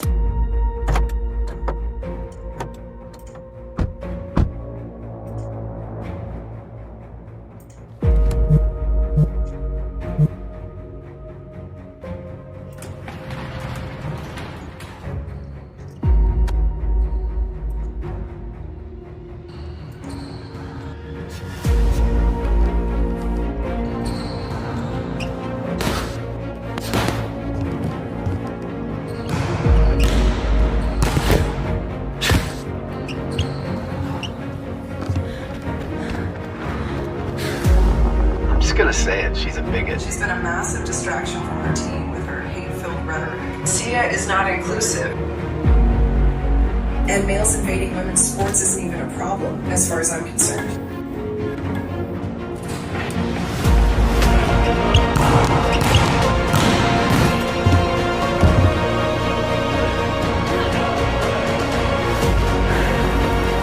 These female athletes just need to work harder. And not blame others for their lack of success. Transphobe. As the captain, Sia is very much responsible for these boycotts, which have cost her team a playoff bid. Guess we'll see how Sia handles all that pressure tonight.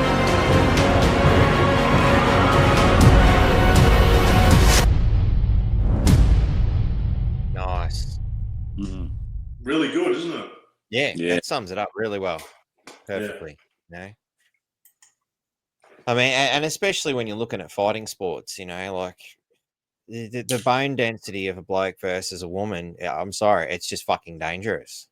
You know, it is really dangerous. You know, I mean, and that ridiculous comment in there. Oh, women have just got to work a bit harder. Oh, righto. Yeah. Well, we all know. How many women in the audience thought that was an appropriate comment? Yeah. And Just out of curiosity. You know what? There is that argument, and it is true to a point that, you know, for instance, tennis and soccer pull in more of an audience. But I'm starting to believe, because I love watching the girls, real girls, fight UFC. They're just I reckon they're more hardcore than the men. Like, they're really.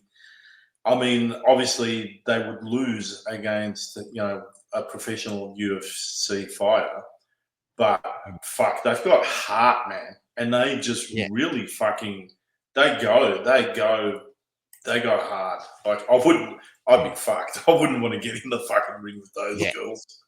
Yeah, but I mean, even again, like, I mean, in boxing or any of those combatant sports, there's a weight division.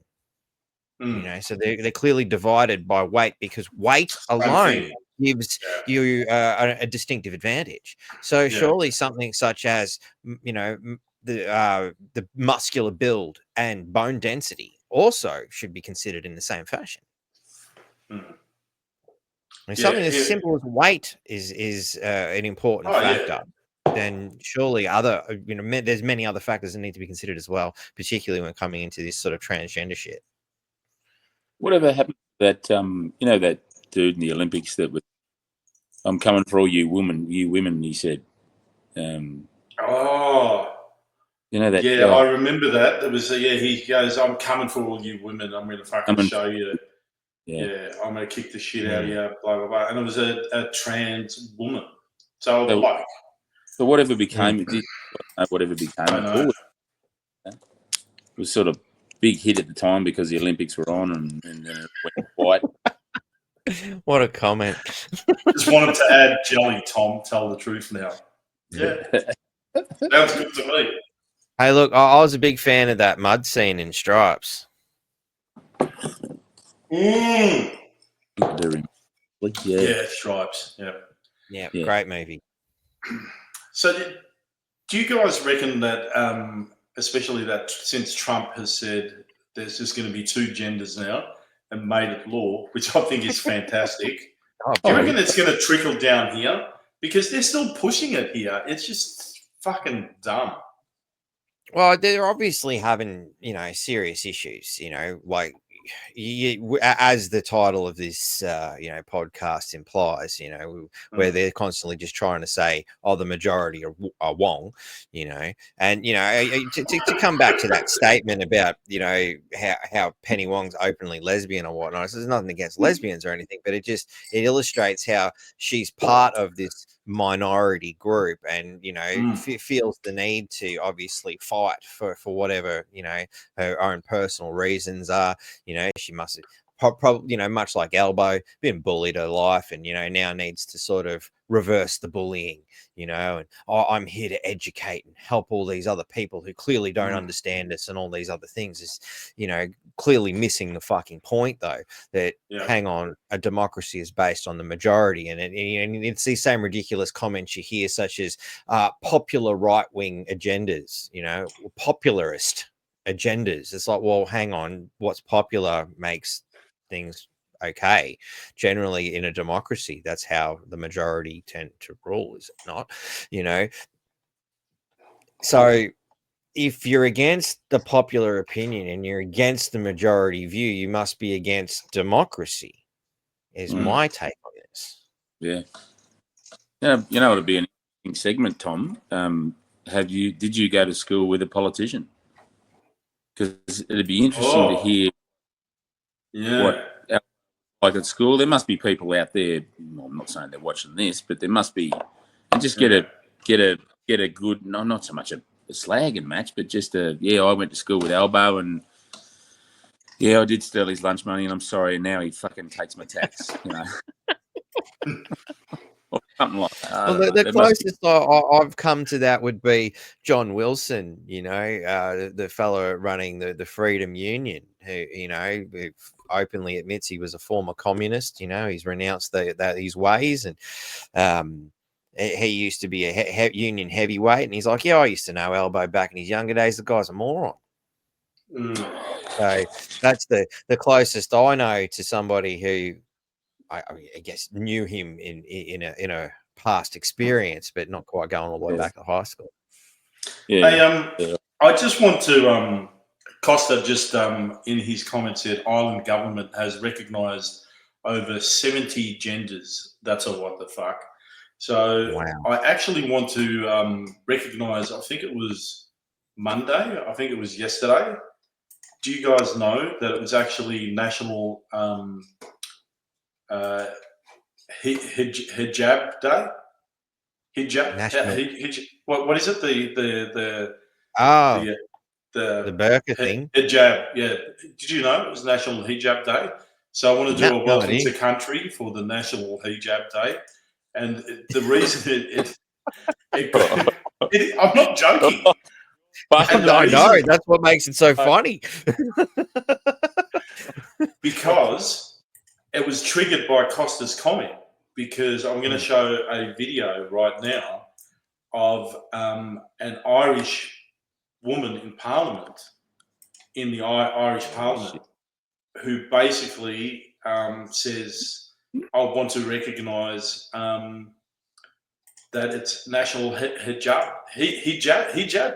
I'm thinking of the jab. So I'm going, that's where I thought you were saying to start with.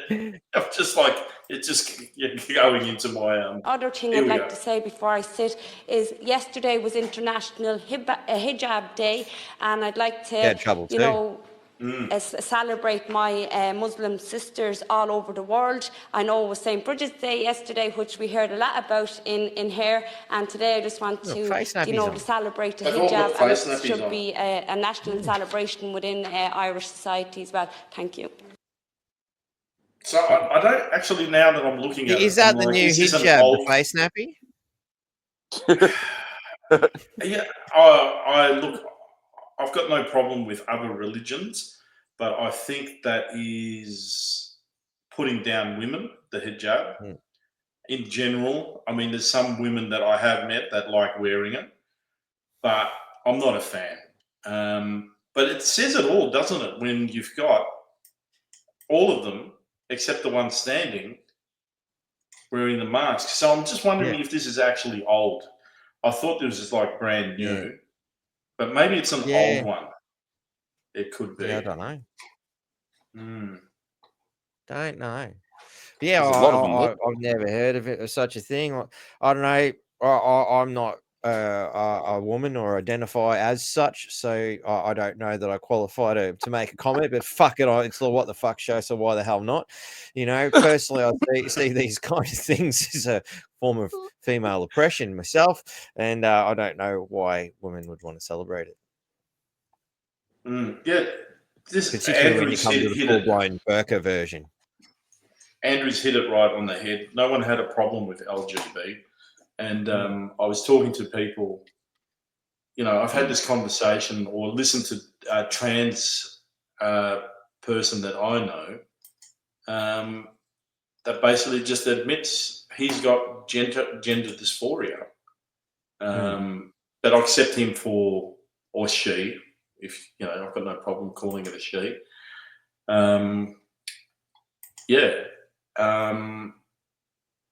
But I think you hit the nail on the head there by saying they've got gender dysphoria, as in, they've caught something almost, or it's as I understand it, it's identified as a mental condition. Yes. And could even perhaps be stretched to disorder.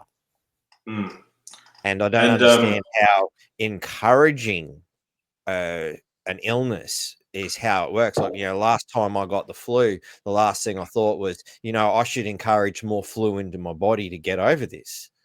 Yeah. just looking at it from a medical sense.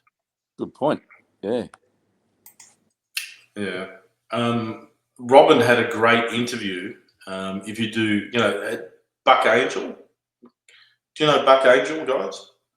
No. Who's a female that transitioned to becoming a male, has got a full-on beard and everything, but admits that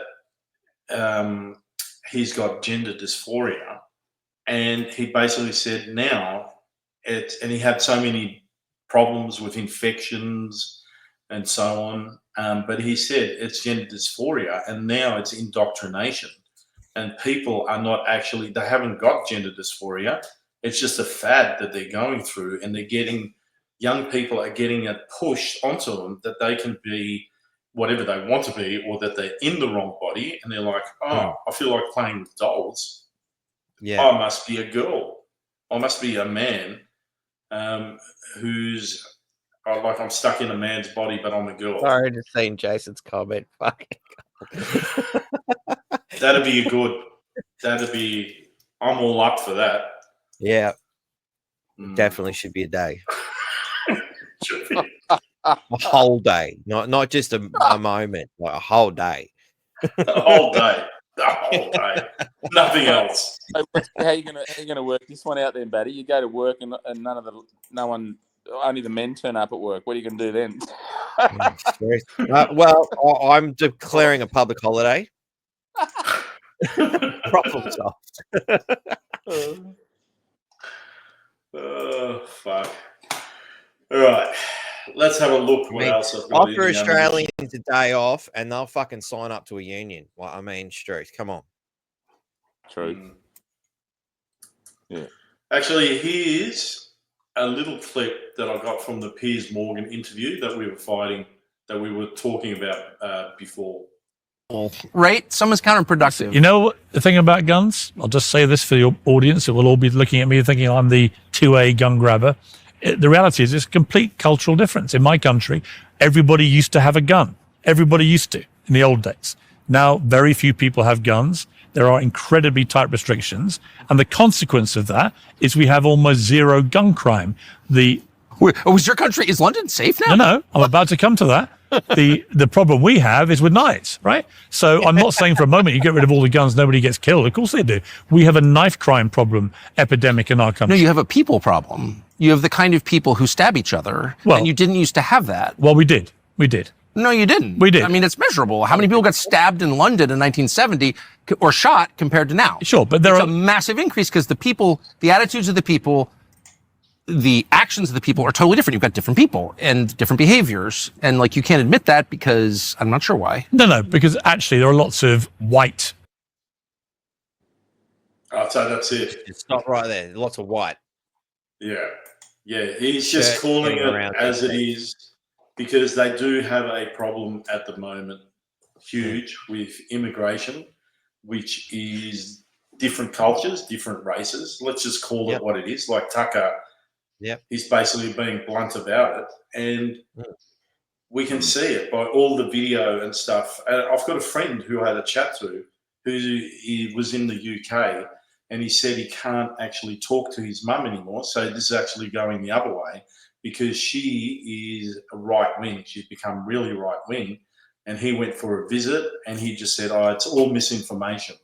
But I'm like, but quick dismissal but Mark, of everything we've got to say. Misinformation, problem solved. Can we go back to our lunch now? But we're seeing the videos. Oh, that's just misinformation, Tom. Sorry, shut the podcast down. I've solved all our problems. Misinformation done. Good night, ladies and gentlemen. People with machetes. I'm changing the subject here, Tom. Sorry, but hey, Bess, shout out to you. She lost a pet, and that's pretty fucked when you lose a pet. Oh, sorry, I didn't know. I read it. So hopefully, okay. I didn't know. I did not know. Sorry to hear that. Yeah, it's a very. I'm not looking. It's always a hard thing. I've been dogs. reluctant to have a pet since the last one died in my arms. So. Oh fuck yeah. Yeah, that was my happy birthday present too for quite a few years ago. No. Sorry, Beth. Oh well, we're sending your best wishes and sending your good vibes. So, yeah. Nothing but good vibes here and a lot of bullshit.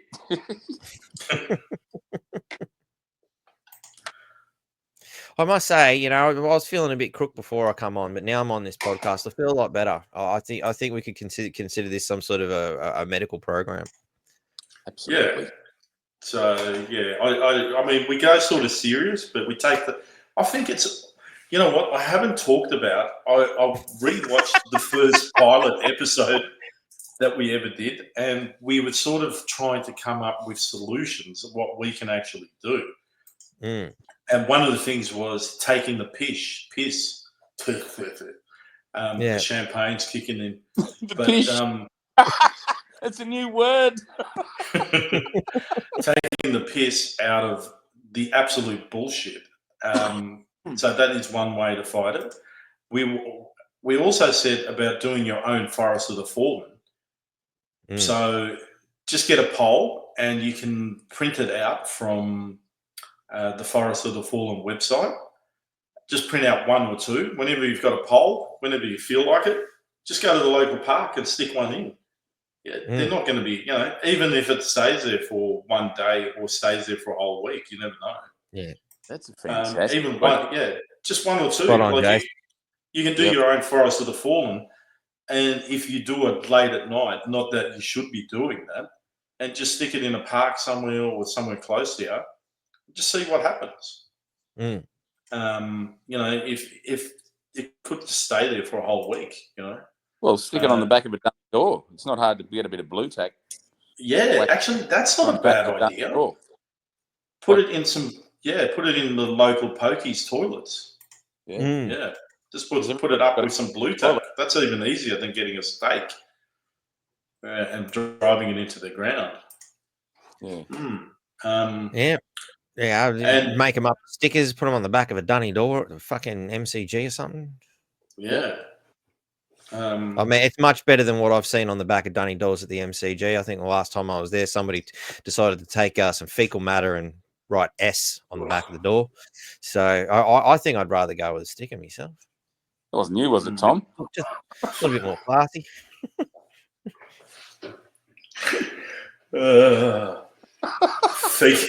Fecal matter. That's what happened the last time.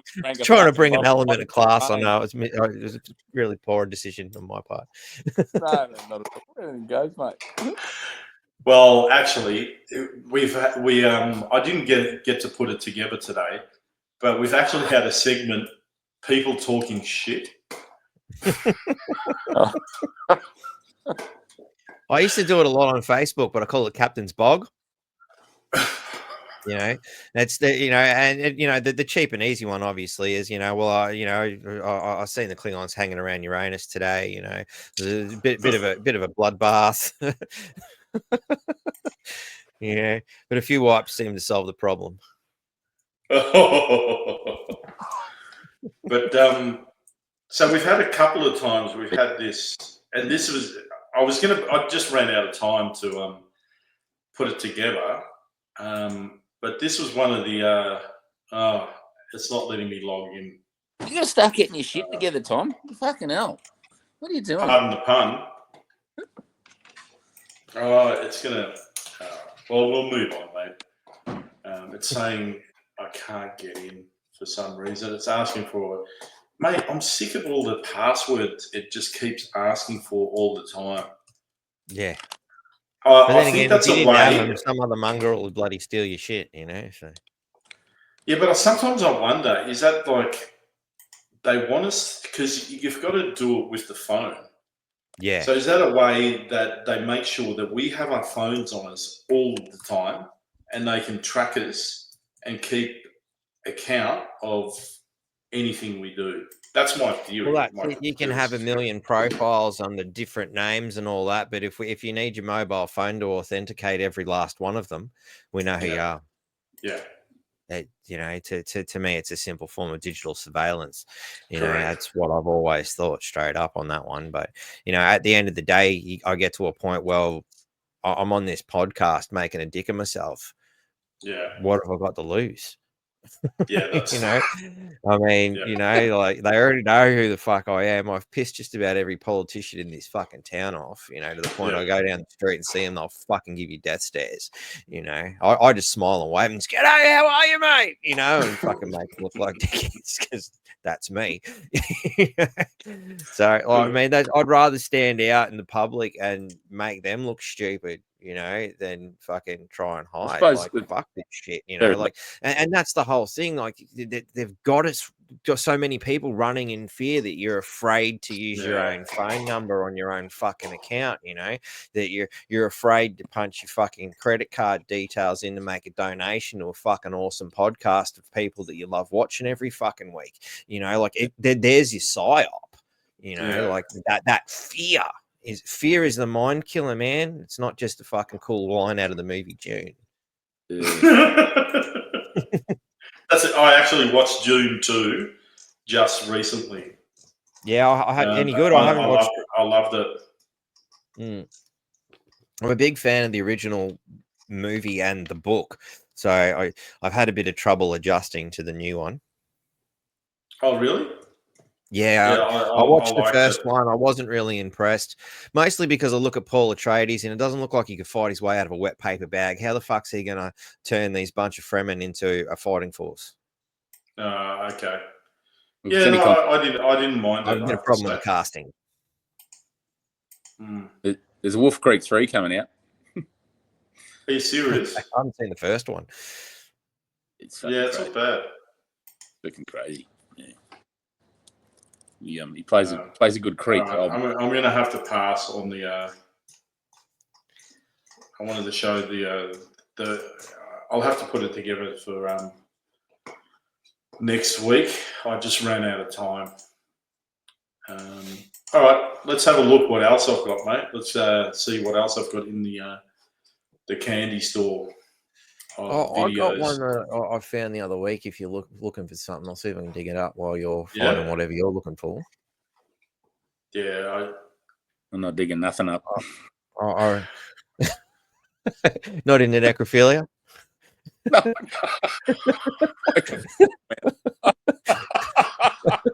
Sorry, it's the What the Fuck show. I just couldn't help myself.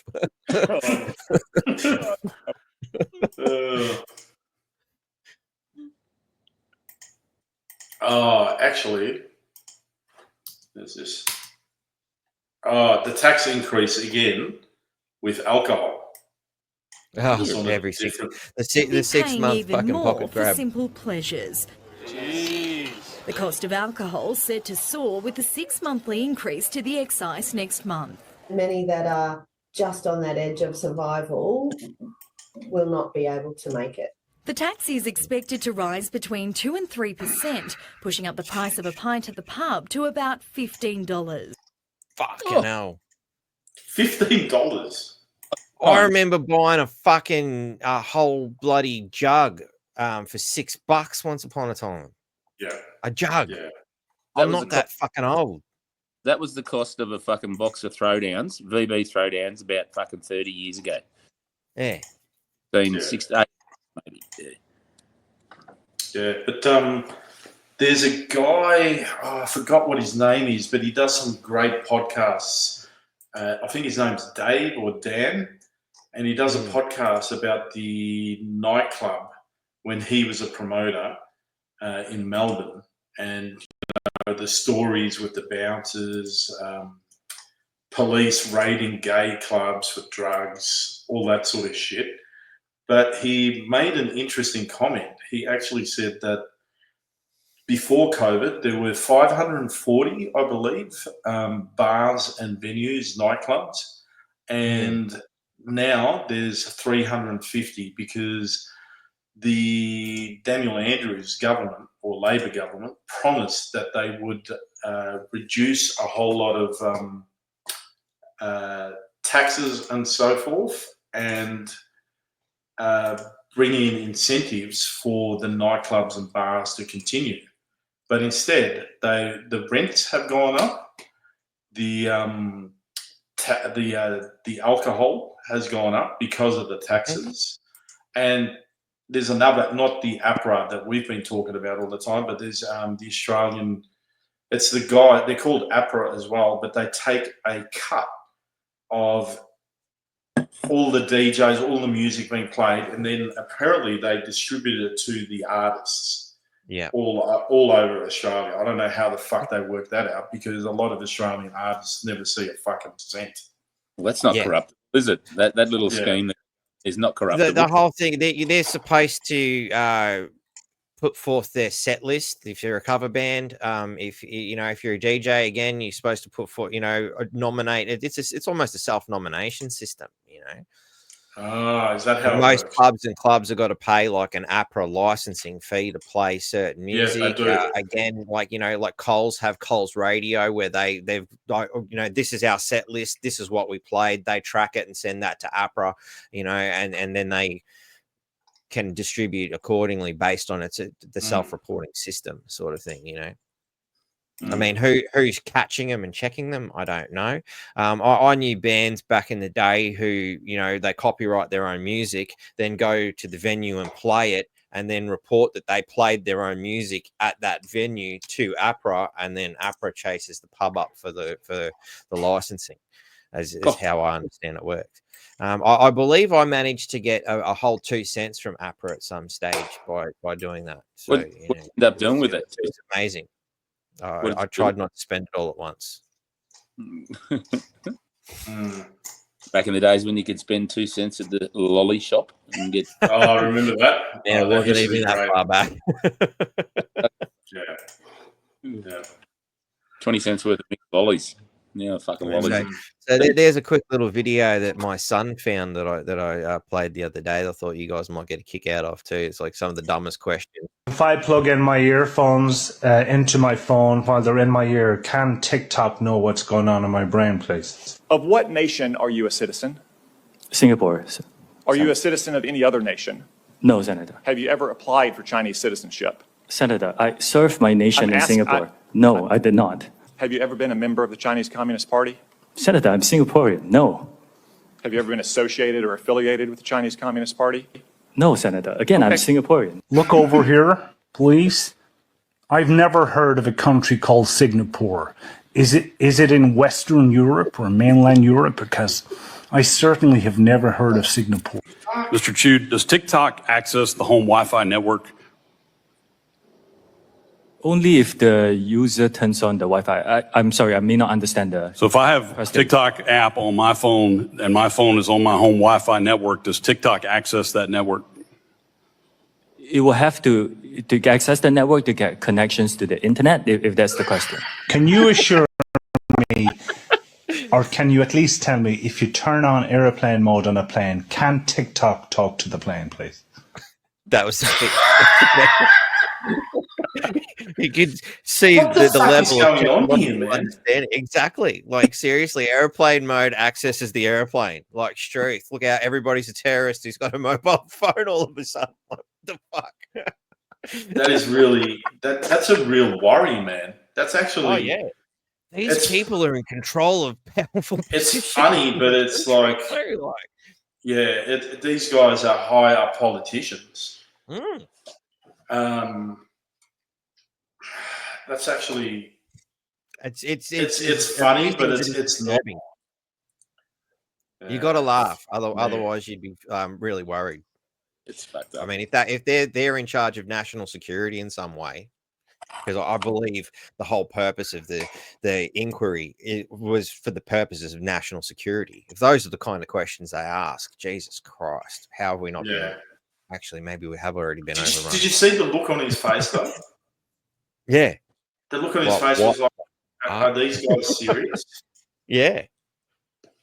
But that senator that said, he goes, I've never heard of a country called Singapore. Yeah. It's fucking Singapore, Is it in Europe? Like, wow. Like there's a lot of jokes I've heard over the years about how Americans couldn't find Australia on a map and things like that. Anything outside of America they can't fucking find. And you see something like that, it's go, fuck, maybe it's not so much of a joke after all. Yeah, I've been a couple of times at a skinful, come across an American bloke and congratulated him on being able to find a country outside of his own. If I ever come across that fella, I'd definitely be doing it. Well done, you found a country outside of America, mate. Fucking hell, did you ever find the location of Singapore? That's actually yeah.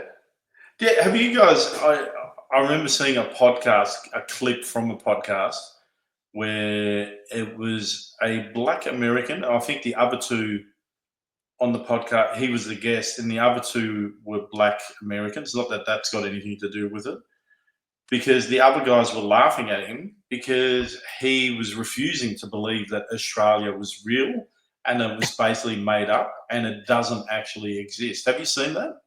No, I've heard of it because I think wasn't he a flat earther or something, and everybody that claims to be Australian is an actor because that part of the world doesn't exist. Yeah. It's I haven't actually gone down the flat Earth rabbit hole or brought it up for quite some time. Actually, I'm sure there's probably a few viewers out there who are of that persuasion. But when you come across those kind of people who think Australia doesn't exist and that flat Earth's a thing, you just wow, it doesn't do the flat Earth community a lot of good. And let's face it. Tomorrow, if you wake up and let's say Donald Trump and Albo are having an interview tomorrow, and Donald Trump declares the Earth is flat, and Albo goes, "Yes, it is." Is it going to change? No, not going to change anything. That's what Wayne and I have always said. Don't really care either way. I don't believe the conspiracy because why don't they? Because if it is what the flat earthers say, and we're basically like in a snow cone, and there's a dome around us, and NASA has been saying that we're a globe to get all their funding. Wouldn't they get more funding if they said we're in a snow dome and we need to break out and see what's behind it because we're in the Truman Show? So wouldn't they get more funding if they actually said we're in a fucking snow dome? But then Henny Penny's going to turn around and go, but hang on, if you fucking drill a hole in the fucking dome, what's going to leak in? That could be water up there, and we could all fucking drown. Maybe that's what caused the last Noah's Ark. Somebody tried to fucking tap in through the fucking dome, opened a hole up in the baby, and she fucking leaked, and the Earth flooded. And they had to get a bloody, siphon hose to sort shit back out again. Like 40 days and 40 nights of siphoning to get that water back out after somebody cracked the dome. I mean, come on. Sunny Cat's asking, "Where's our Wayne?" So you've come in late. Wayne's got tropical thunderstorms, and the shed that he usually podcasts out of is totally flooded. And he tried to do it from another part of the house, but he said he's not even going to bother because the rain is so hard that he can't even hear his TV. Yeah. All right, let's see what path we're going to go down now. Andrew Tate. Are we up for a bit of Andrew Tate? Why not? I always find his content entertaining. Oh, this is actually old. I've had this for a while. Well, might as well play it. Huh? Hi, guys. Welcome back to the Tate Show. I wonder if you media ever feel insignificant standing out here wasting your time considering that we are the media now, and X is the media now, and Elon rules the world. Nobody cares what anything is put on these channels. I don't know if anyone even watches them. I don't know who pays for this. You guys are all here. You got to feed your families. You're going home. You got to pay the heating bill. Nobody gives a shit what any of you guys post at all, because all you've ever done since the beginning of our case, in fact, since the beginning of way back from before COVID, is lie, lie, lie, lie, lie. All you do is lie. Everyone knows you're liars. Nobody cares anything. If he interrupts me again, my exclusive interview with all of you is over. This young little man might ruin it for everybody. I'm not going to do that. It's okay. So, nobody gives a shit what the mainstream media says. We are the media now. We've taken control back. Donald Trump is going to annex Greenland and take Canada and take Mexico, take all of it. The American empire's back. We're done with this crap. Elon owns X. I get to tell the truth. All of your lies are being exposed. And I cannot wait for the disinfectant of sunlight to come down and exonerate my brother and I, because we have done nothing wrong since the beginning of this. And the media has done nothing but accuse us of being human traffickers over and over and over again, trying to damage our name knowing we're innocent. And here we are 3 years later with the case completely thrown out. Whole thing was bullshit from the beginning. In fact, I think the media owes me an apology. Does anyone here who has a good heart, who's done nothing but slander us from 3 years, feel like they should say the word sorry? Anybody? One guy's nodding his head. You're a good man, sir. You're a good man. We'll find out his name. I accept your apology. We're going to send you a Christmas present. Choose a car. Thank you. Choose a car. From now on, I prefer you referred to me as Mr. Future Prime Minister. Thank you. From? You okay? What a statement. Oh, fuck. Wouldn't it be funny if he ran for fucking office in 4 years too? Fuck. Well, I'd love you know to what's see that. great? Conor McGregor is seriously running for Prime Minister of Ireland. And he's actually getting a lot of publicity and good feedback from a lot of the Irish population. That would be hilarious if Conor McGregor becomes Prime Minister of Ireland. And I just wanted to I noticed this. Is he wearing pink pants? Oh, It's a shade don't know of if pink. he'd go quite far as to say pink. Yeah. Maybe you could pass it off as a pink, I guess. Yeah, it's not as pink as what I initially thought it was. Yeah. Yeah. He's got a big ego, but I think he plays it well. I think he just takes the piss as well. He has got a big ego. I'm not going to argue that. Well, I think his there's a opening lot of- statement said it all. Welcome to the Andrew Tate Show. Yeah. Yeah. You know, what you've come to see me perform? Well, here I am. Enjoy. Salmon, you're right, Jake Soy. Does Conor have a criminal record? I don't think he does, actually. He's done a few bad things, because I remember, I'm not a big fan of him, because some old guy was mouthing off, and there's footage of it, mouthing off to Conor at a pub, and Conor fucking cracks him, and the guy's about 60, like he's in his 60s, and yeah, Conor had to be pulled off the guy, I think. I'm not actually sure if he even throws a glass at him or something. You know? Sorry, mate, you broke up a bit then. You said Conor got pulled off. What was that about?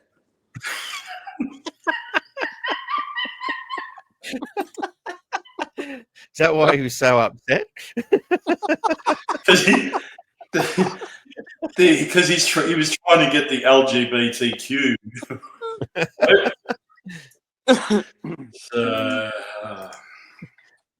All right.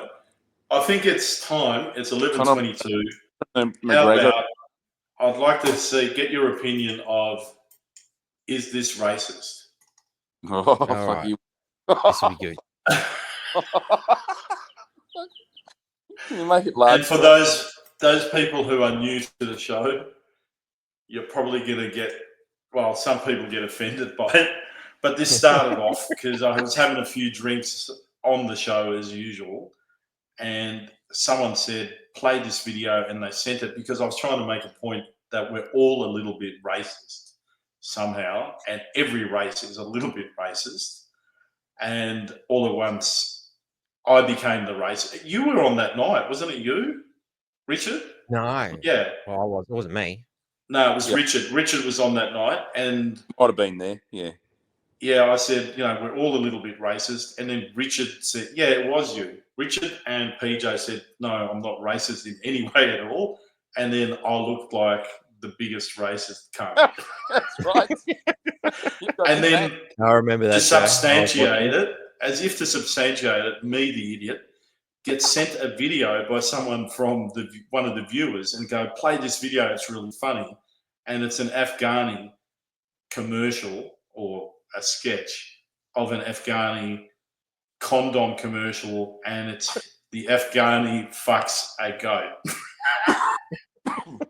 So it was a what the fuck moment, or what the fuck. So instead of just And then I tried to backpedal and I looked more racist. So then I just embraced it and I started a segment and it's called Is This Racist? Here we go. All right. Hurdy-gurdy. Eh la la no, ma no.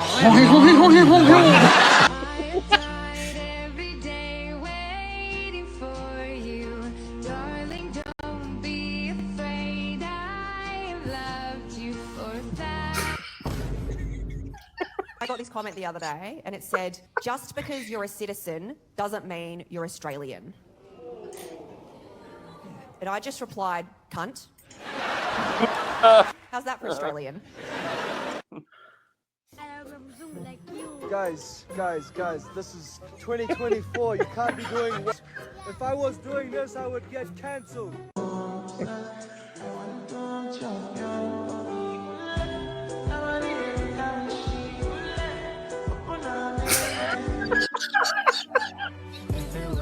My friend asked IA to generate a white man rolling stool.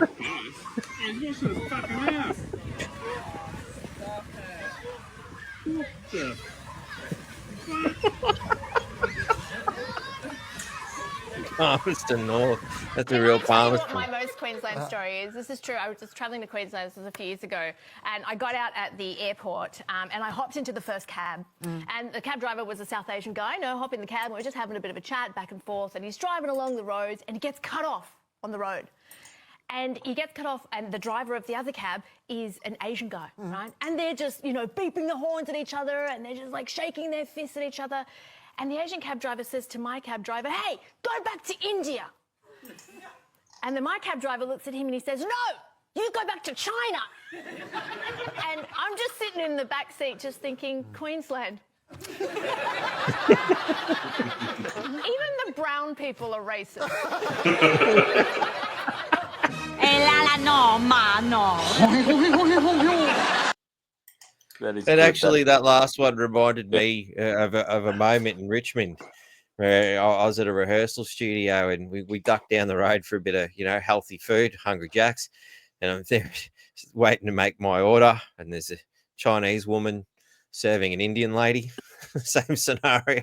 The Indian lady's trying to order from the Chinese woman, and they've both got really thick fucking accents, and they can't fucking understand a word either of them saying. And I'm standing back just pissing myself laughing because I could just make out what's happening myself because it's pretty thick, accents we're dealing with here, until I think it's the Indian customer cracks the shit.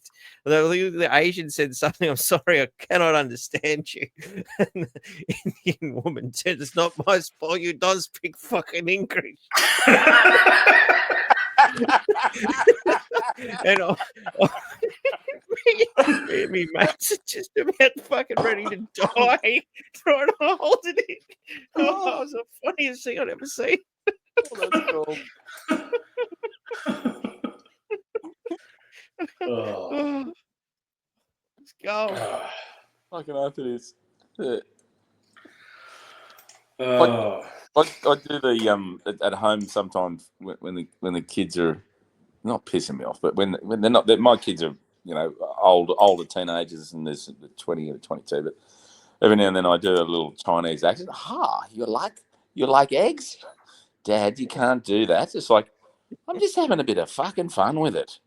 Fuck, hey, you're trying to do a bloody.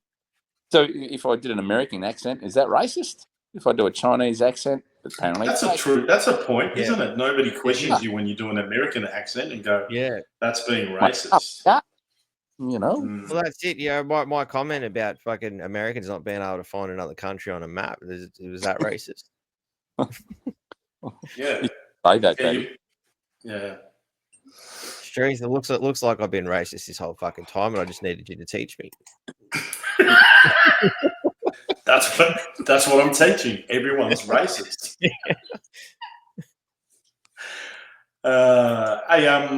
Last week? No, 2 weeks ago, I played some upsetting footage of the Vintage Apron Cafe, where the owner was arrested by the police, 2 female coppers. I don't know if you saw that in the... No. Yeah. Did you guys hear about that with the vintage apron? Not at all. Fuck, I don't know if I can find the let's have a look. Is it one of those? I probably shouldn't play this, but I'm gonna ones, or was it when you say upset? No, it got a lot of people upset though. You ready to do it again to them, or? Yeah, I am actually, but I'm trying to find the footage. Fucking hell, Trying to find it. I don't know. I haven't got it here for some reason. Well, hopefully they're not going to get upset as they did last time. They're going to watch it now for a second time. If there's anyone out there watching it again, they can look at it like that's never happened. Just a bit of fun, I presume. Fucking hell, we're pretty fucking serious, aren't we? Oh yeah. Let me have a look. Maybe I can find it. Gee, I'm surprised. I'm going to turn you around for a sec to see how many charges go. At 25%. That's beautiful. I seem to have not saved it. Oh, what a letdown, Tom. Well, I thought everyone had seen it. But you know what? I reckon if I just punch in vintage apron on my X, I'll be able to play that footage. Here we go. So basically, this guy in Brisbane was arrested for not checking people's vaccination status, and he refused to do so. So he got a warning from 3 male coppers. I reckon I remember saying. Yeah, sorry, yeah. Yep. So he got a warning, but then I think they did it on purpose. They got 2 female coppers to basically arrest him. And then management decided to, at this shopping centre, decided to basically ban him, and they barred up the whole shop. So he couldn't actually go back to it. So I found it on X. Share the screen. I don't know if I can get it to, yep. Here we go. It's, the footage is not that great, but.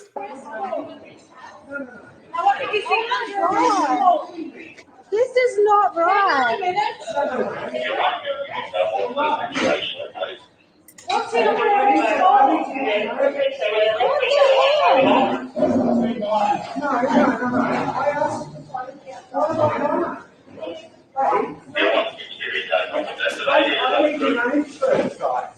Excuse me, what's in your arrest warrant? Hey, don't hurt me. No. I want to know. What is he under arrest for? I'm not resisting. He's not resisting. We want to know what he's under arrest for. He's not resisting. This is so pathetic. You're destroying his workforce. Hey,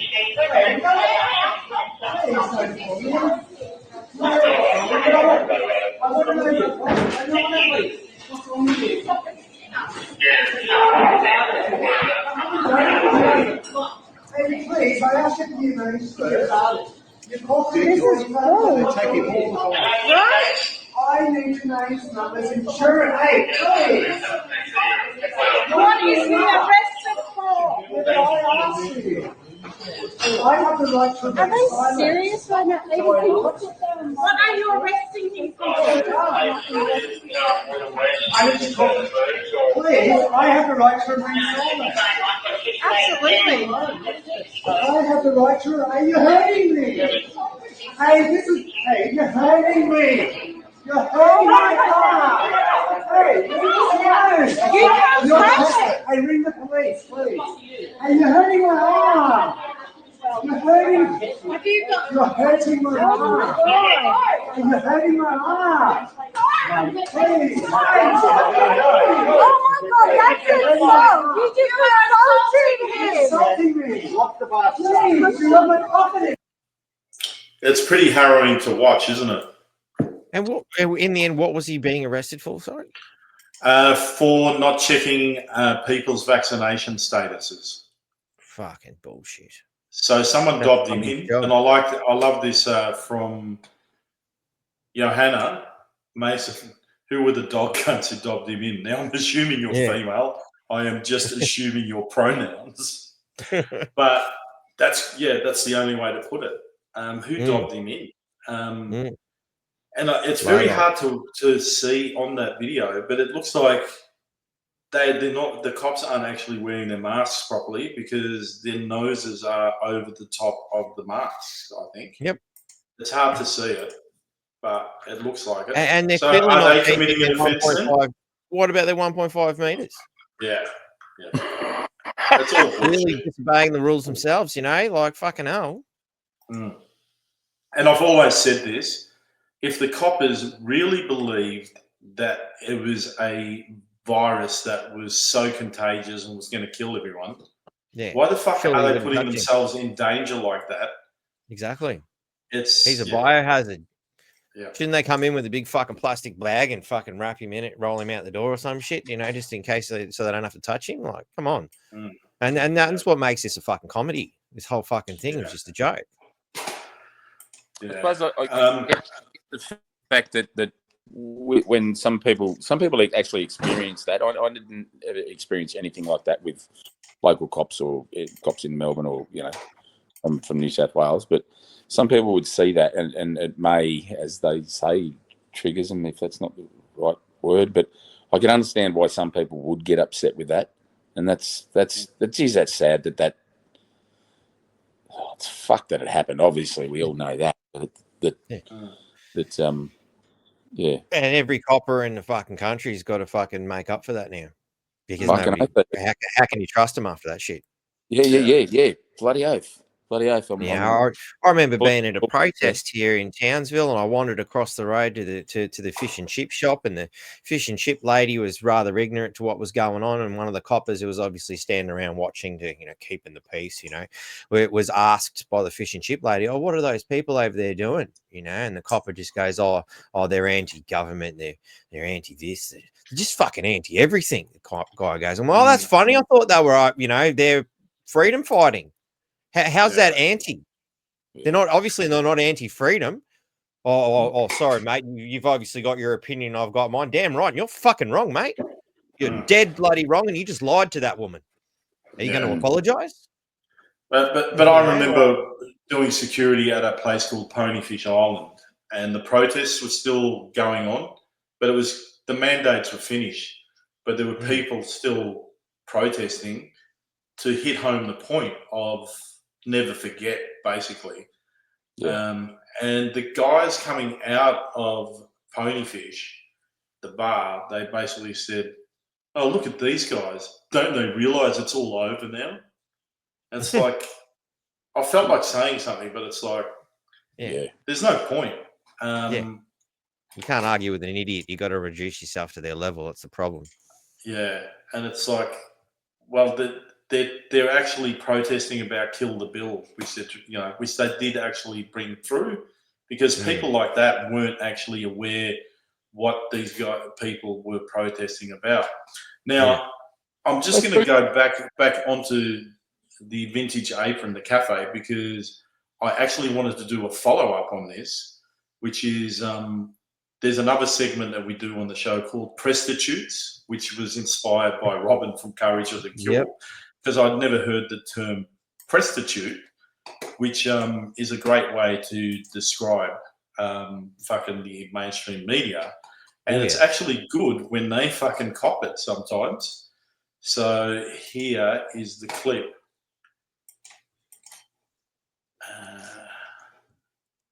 And this is a follow-up to the Vintage Apron. And I did actually send the owner, Pierre, a message asking if he'd like to come on. But I'm not sure if it got through to him or not. Someone gave me his Facebook. But anyway, here's Prostitutes.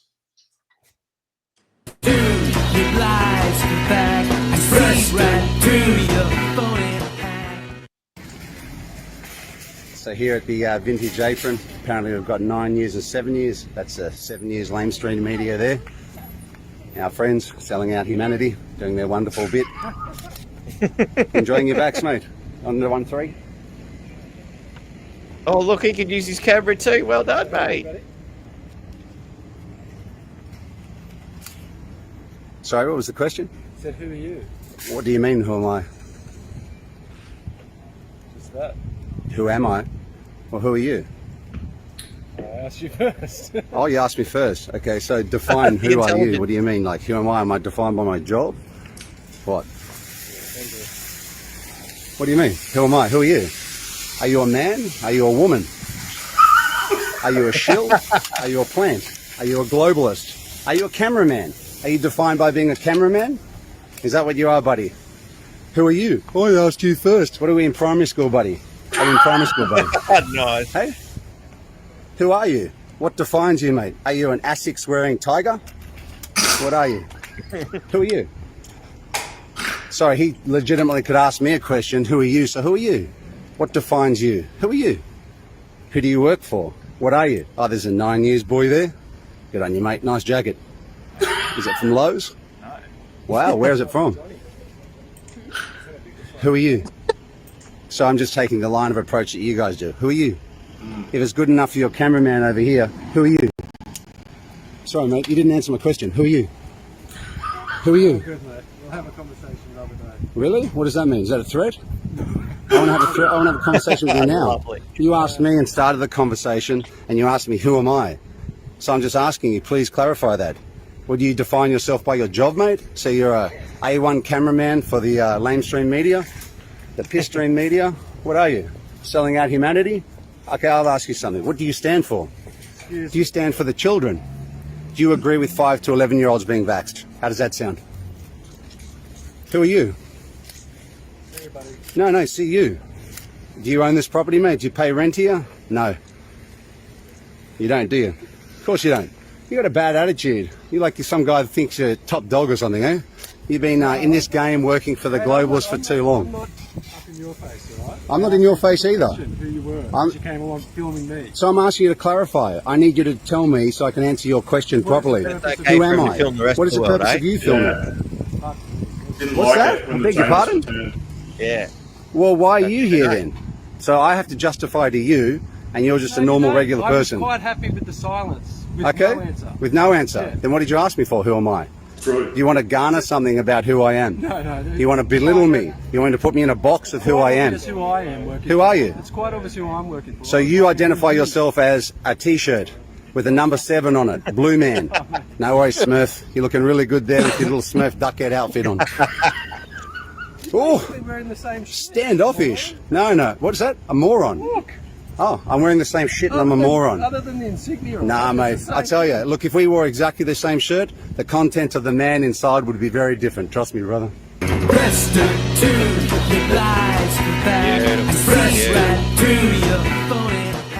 No, that's exactly how you deal with these fucking people, because they think they've got some power because they get a camera and a microphone. Yeah. You just got to turn it around on them. But, It's like, and that's what I said goes- to everybody at the rallies. As soon as they stick a camera in your face, stick a camera back in theirs and do Yeah. exactly what they do back to you. Be the mirror. Mirror magic. It fucks them every time. That actually goes for 20 minutes. He just fucking wow. rags on him. So that's the YouTube. I've put it on my YouTube. So Nice. that take a screenshot of it and then you can type it in, because I don't think you can actually copy and paste here on StreamYard.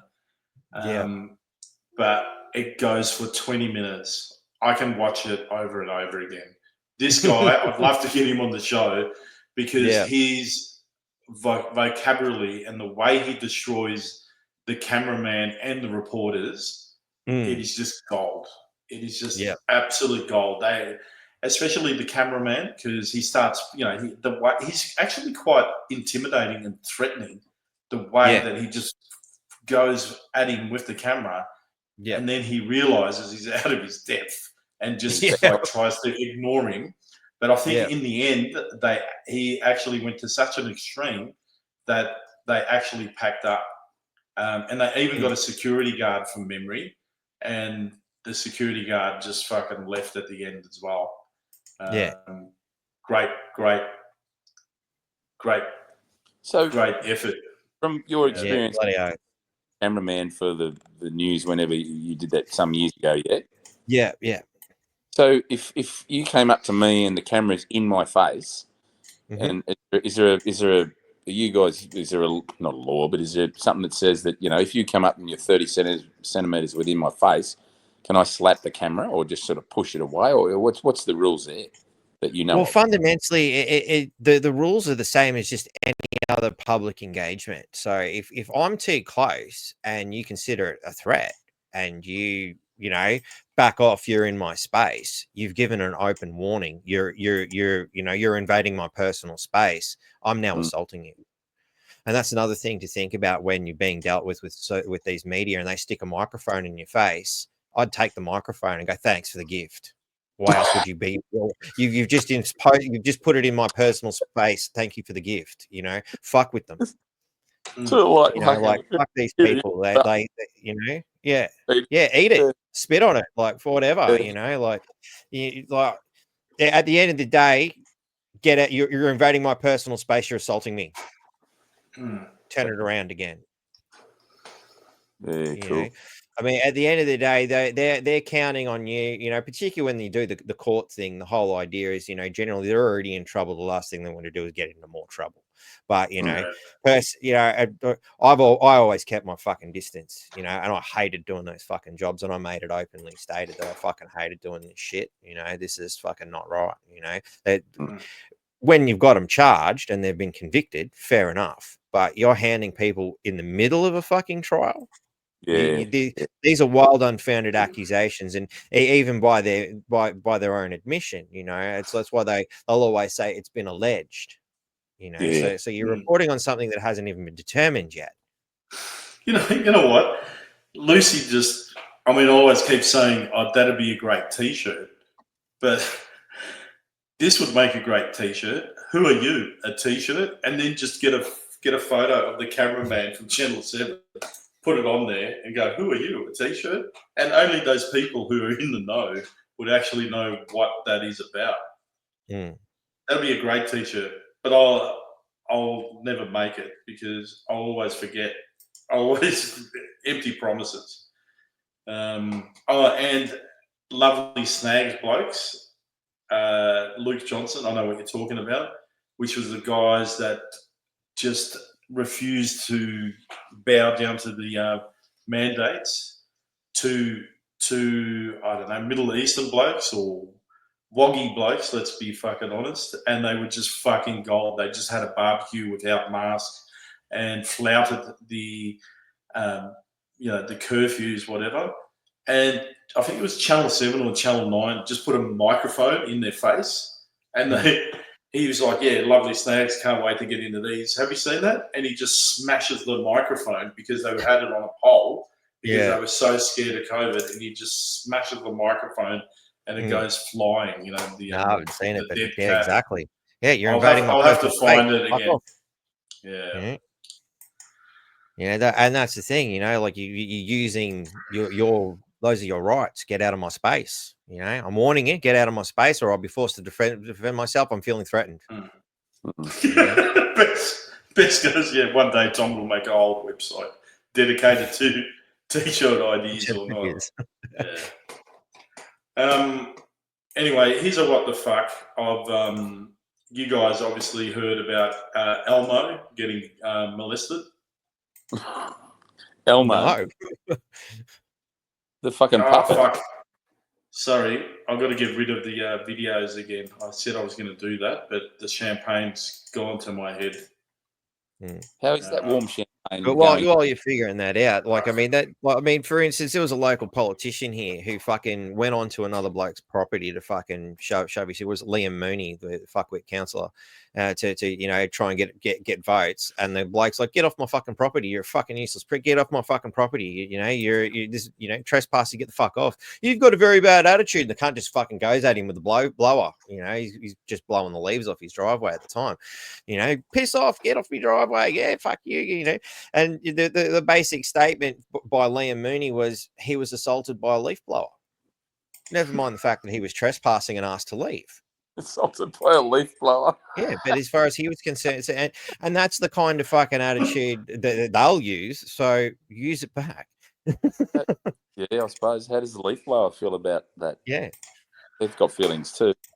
Exactly. You know, feelings too. We're going to have to start fucking, getting a weapons program going for leaf blowers now, because Liam Mooney, the Townsville City Councillor here in Townsville, it has developed an acute phobia of leaf blowers. Mm. He's such a fucking caught on a nanny cam pleasuring himself with a stuffed toy. What the fuck? A home inspector caught on a nanny cam pleasuring himself with a stuffed toy. What the fuck? Fucking wrong. That's so perfect for this podcast. Yeah. What the fuck? It is. It is. What the fuck exactly, man?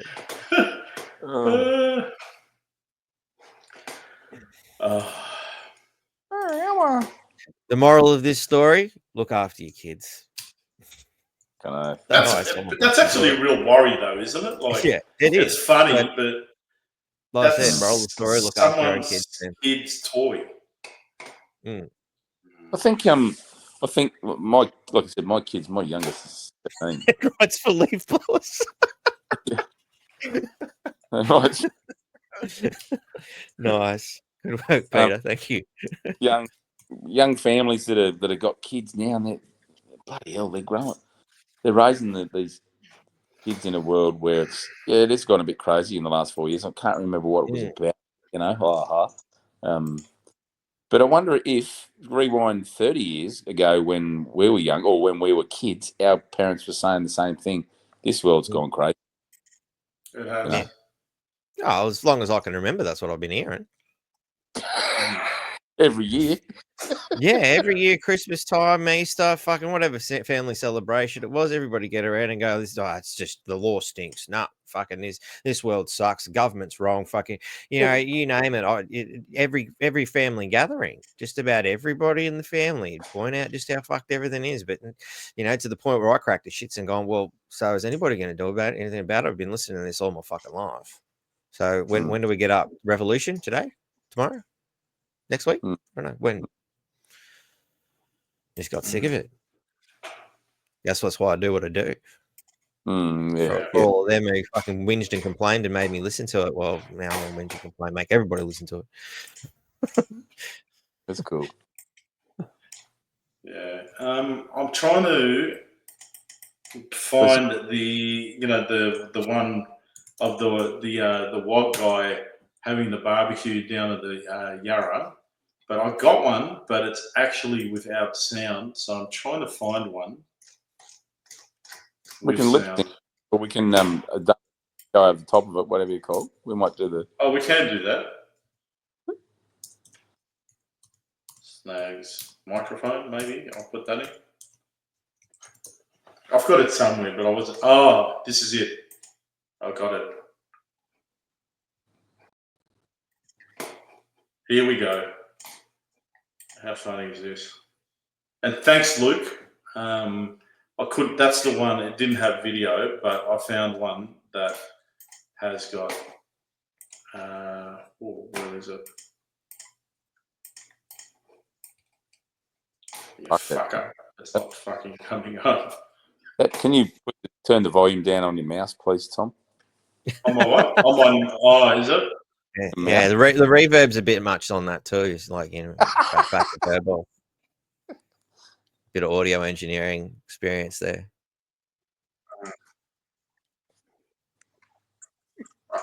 Sorry. I've got something else going off in the... here we go. All right. Let's hope that this will work. Here we go.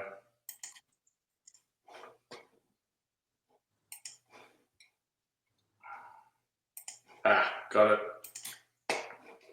Oh, can you guys see that? Yep. Well, I got a big screen though. Idle, except for this one, but these mates weren't willing to explain. Did you realise there's a lockdown? Can't wait for some of these snags. This is going to be good On the day. Nice. How good is that? Beautiful. Yeah. Uh, It would have been. Hopefully, there was a 1.5 metre pole attached to that microphone, and that. Yeah, that's it. Anybody get the measuring tape out on that? Yeah. yeah, what a load of shit. All right, what do we? I think we'll call it a day, a night. Yep. Sounds like a plan, mate. Thanks for having us on, guys. Yeah. Oh, you Yeah, made thanks. the good, Muggle. Thanks for coming on, guys, and filling in for Wayne and Not a problem. PJ. Hope he's doing all right. Like, the weather has been pretty fucked up this way. Like I've been pretty lucky. Things are eased off here in Townsville. It's obviously heading north and giving him a bit more curry now. So we're today's Tuesday, correct? Because that's what the fuck day. Was Cairns Airport by any chance? Does one know? I don't know. I know Townsville Airport was open today, and last night was supposed to be the heaviest of the heavy that we were going to get here. And, and all week they've been telling us it's going to be worse than the 2019 flood. Well, that turned out to be a load of shit as usual, typical mainstream media fucking lying.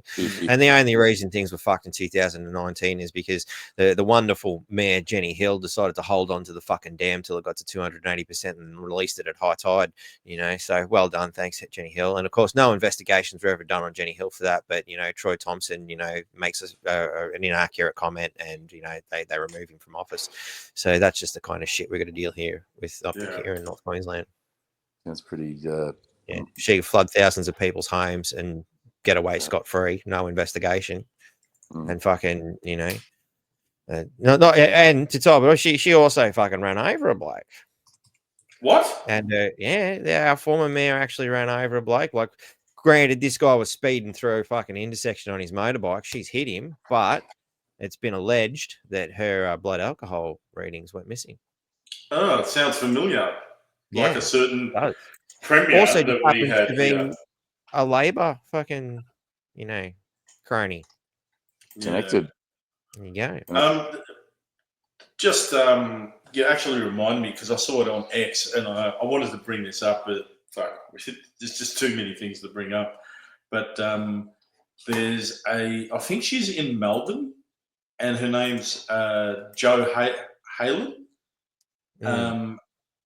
Actually, no, she's the New South Wales Transport Minister, and she was just caught red-handed using a chauffeur to take her and her Labor mates to a winery trip for a booze up, and 430 kilometres, wasn't like 15K or something. So can you imagine how much that would have cost?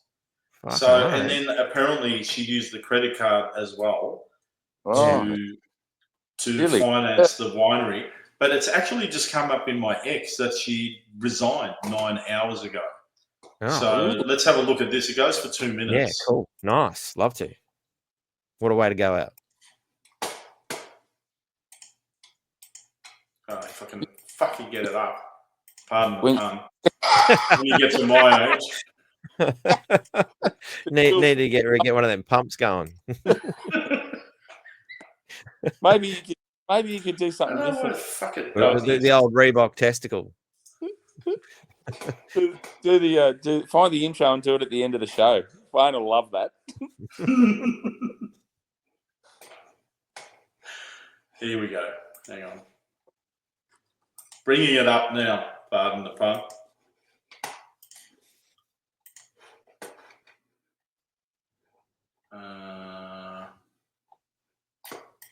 As I said on Sunday, I've made some mistakes. People aren't perfect. I did not break the rules, but I acknowledge that that's the only test here. Get fucked. I've let the public down, and I'm very sorry for that. We were elected to be better than the last government. This morning, I've told the Premier that I will resign my position as Minister for Transport. I will continue to serve this government as the member for Summerhill. if I want to put on record and to preempt the questions you probably want to ask, I did take a trip last year with my husband to the Hunter Valley. It was not the same circumstances as the 25th of January. I was working on that day, but I do want to acknowledge that my use of my personal driver was an error of judgment by me. My mistakes are now causing the government damage. Politics is difficult. Expectations are high, and I know that. Morales are low. From the very Morals, minute sorry. I'm a minister, I have worked my ass off. You don't clock out from being a minister. You work every single minute of the day. You go to wineries every week. You don't clock Yep. out from being You're on the piss all the time. Combining on the those taxpayer. roles is difficult, but I'm not alone in that challenge. Well, you're not alone in I've being a always rip-off prided merchant, myself righto. on trusting in people and in the goodwill of people I'm lucky to serve, treating people with respect and acting with integrity. Integrity. And I am loyal and always will. Integrity. It kills me right now that some people might think otherwise of me. Fuck off. Government is a collective effort, and our agenda is more important than one individual. This just kills me, man, because now if you're in a job, the arrogance of it too.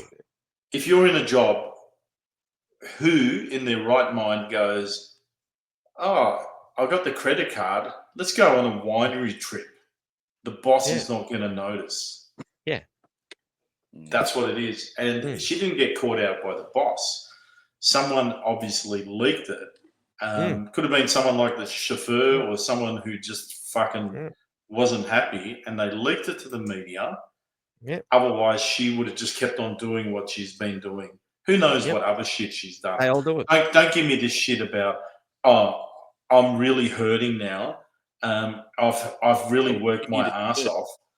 For what? What would it pay? 300K, 350K, I reckon. And you're going on a winery tour and you're telling me you've been working your ass off. What other shit have you done?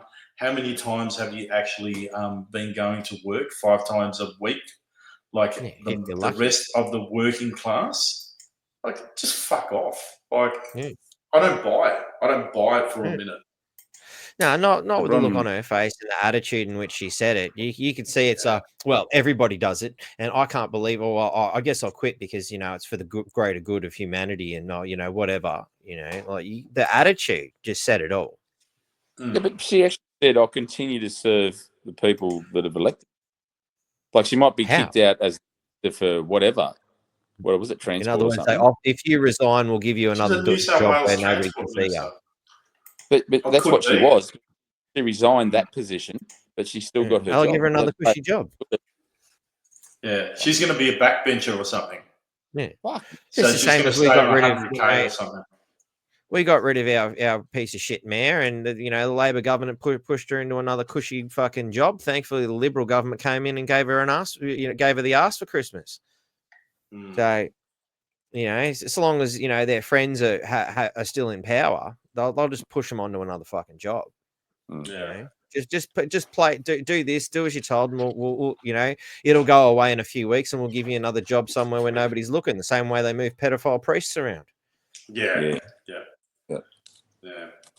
Corruption at every level. Anyway, not anyway, but fucking corruption at every level. And hey, I reckon we finish it off.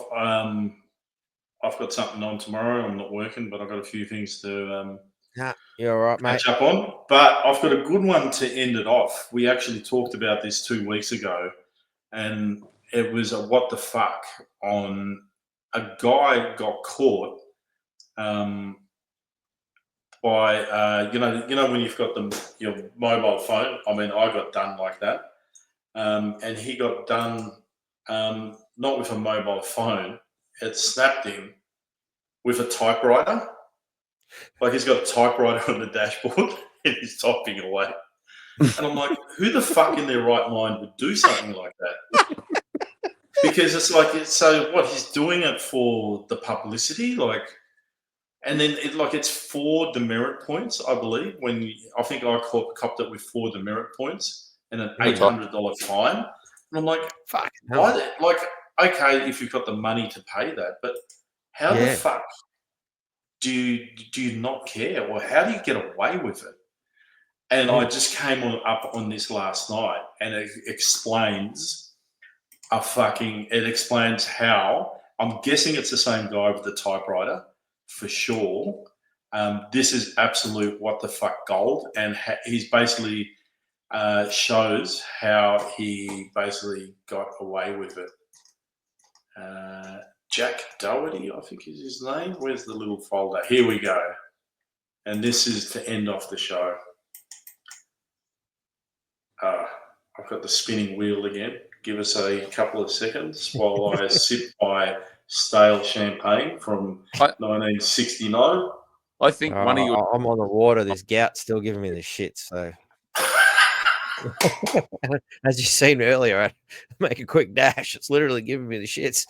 Oh fuck, that's no good. How to get free you're gonna publicity go and troll the media at the same time. Jackson O'Doherty snapped looking directly at the camera as he flipped a steak on his gas cooker. G'day guys. Alright, step 1, grab yourself a steak and a gas cooker. Step 2, find yourself a bridge and a cameraman by the name of Lachlan. The name is crucial. Step 3, upload the find to the internet and watch the news go crazy. A social media star. Jackson O'Doherty was snapped as he flipped a steak on his gas cooker perched above his steering wheel. Queensland Police Minister Dan Purdy had only one word to describe this kind of behaviour. People like that need to have a long, hard look at themselves and stop being a bloody idiot.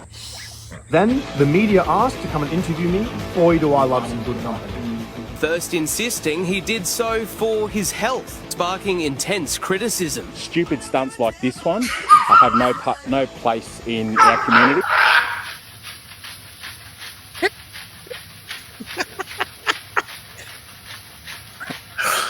I told the cameraman I add protein powder to every single meal I eat. Few bottles of water, steak, tomahawk steak. I'm a big fan of a barbecue, particularly a good lamb chop, but someone trying to cook a steak while driving, that is un-Australian. Un-Australian?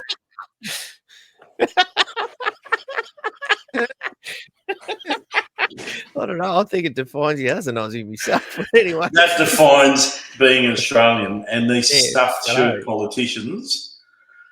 You know, it's actually remarkable that none of the mainstream media actually checked that speeding fine was actually real. So he just made it all up. And I mean, I got sucked in by it as well when he did the one with the typewriter. I'm assuming it's the same guy. And I'm like, it's absolute comedy gold. Yeah, and I'm like, it just shows you how much research these fuckers actually do. Yeah, you know, like this fuckwit from Channel 10, you know, who we made a lot of fun out of, Tom. You know, he made you famous, you know, put you on television and all that, just to make himself look like a complete fucking idiot. Do you catch up with him? Ever seen him around? No, he's a Brisbane guy. That was somebody who got a hold of a poorly done story by the Townsville Bulletin, sorry. You know, they'd seen it online and assumed that Troy Thompson was blackboard. And this fucking idiot bloody jumped on. Oh, it's a big story. It's going to make my career. He does a 3-minute fucking expose. Troy Thompson's fucking blackboard. And he calls me up and I laugh at his fucking face and he uses that on his bloody story as evidence. What kind of a fucking moron does that? Forgot about the blackboard. Fucking gold. I laughed at him, told him to go and do his fucking research and how bad he was at his fucking job. He puts it in his fucking story and I just tore him to pieces the next week. It was fucking hilarious. You know? All right, boys. I want to call it a night. No worries, mate. Thanks for having us on, mate. Thanks for filling PJ and Wayne's shoes. Nobody noticed. Everyone in the viewers didn't realise you were actually different people. Yeah, look, you know, one North Queenslander for another. Who would know the difference? You know. You weren't going to say thanks. I am blackboard. Somebody say blackboard. I love it. That's excellent. That's it. I am blackboard. Somebody say blackboard. Beautiful. All right. Anyway, good night. All stay safe. Hey, thank you, Peter Martinez. Rock and Share, roll. subscribe, like, and if you don't want to, it's CLO.social. CLO.social.com. We can go fucking live there now, mate. I don't know if this one's going live there now, but I did a test just yesterday, and it fucking works. Be a treat, mate. So Michael's he set it up. There. Michael set it up for me tonight. He said he was going to go through. He was too tired tonight, but he's going to take me through it to show me how I can screen it. But it did. A few people commented and said they were watching it on closocial.com. Nice. Yeah, cool. So for anybody who doesn't know, we are going to start pushing things towards clo.social. You know, as time goes on. .com. I added a .com on there. clo.social. There it is there for everybody who wants to know. It looks like Facebook to a certain degree, but it doesn't have a dictatorship running it. You know, so it's much better. And it's good to see that, you know, the development of that has come so far that we can go live, and you can do your comments just like you would Facebook too. I actually tested that. You can find my stupid little test video up there. It goes through about 18 minutes or something where I'm saying, hello, me, look, it works. Fucking, you know, it's really techno breaking stuff. And I even strum a few chords. Oh, Susie Q just said, yes, I've been here on my own. So she's the only one on social. Oh, so it comes up with the DuckDuckGo logo. Righto. Cool. There you go. Oh, now I know. So we know they're coming from Close Social when they got the DuckDuckGo logo. We can see it on here. That didn't actually come up on that on the main screen, did it? No. Can we click on Susie Q again? Yeah. Okay. So if it comes up blank there, but we see it as a DuckDuckGo one here. Righto. Yeah, that's interesting. That's good to know. That's an observation I didn't make yesterday. Thank you, Susie. Just Bess said, thanks, all this was good. I've been in a bad way for various reasons and it wasn't fun, but have had a lot of support, and a few people, even from this community, have been helping, and it's helping as of about today. So hopefully I'm back in full force soon. It's been a weird time the last few months, but thanks for always being around to help me feel semi-normal every week. And thanks for the comments, Bess, because sometimes I go, oh, fuck, you know, what am I doing this for? But yeah. That's geez, you know, like some of the stuff that you guys message me, it's very heartwarming. I get a few trolls as well telling me to go kill myself. But oh, really? Oh yeah, I've had a few of those. Yeah. Oh wow. Yeah. You're special. They don't do that stuff. I get really? a couple. I get a couple every now and then. I'll try and fucking say something. Usually come from PooTube. I find. I think it's because they're shitheads. But fucking. I don't pay much attention. I usually turn around and thank them because it's like, well, thanks. It shows that we've built an amazing bridge and they want to come and live under it. You know, the problem is Billy Goat Gruff's got to come along, knock you off the bridge. Can't see ya. Since you're acting like children, I have to give you a children's story to let you know that you're just a little troll living under a beautiful bridge that I built.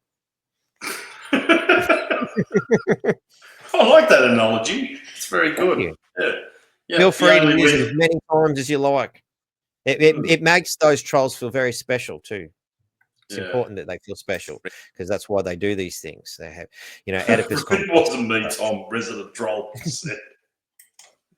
Mum. All right. We'll end it. Ending it. Ending. So yes. Yeah. Share, subscribe, like. And if you don't want to, it is not mandated. And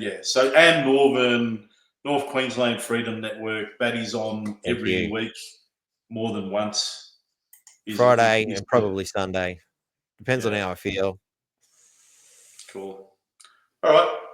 Thanks, guys. Thanks for putting up with us. Thank you. Thanks for helping me feel a bit better. I was feeling a bit down before this, so I feel invigorated, and I hope the audience does too. Yeah. I think, and maybe, and I'm not exactly sure if I'm working or not, but maybe we might have Rukshan on next week. I've been talking to him through messages. So we'll see how we go. That'd be awesome, man. All right. Best of luck. Night, everyone. It's time to end it. Sweet dreams. See you guys. See you guys.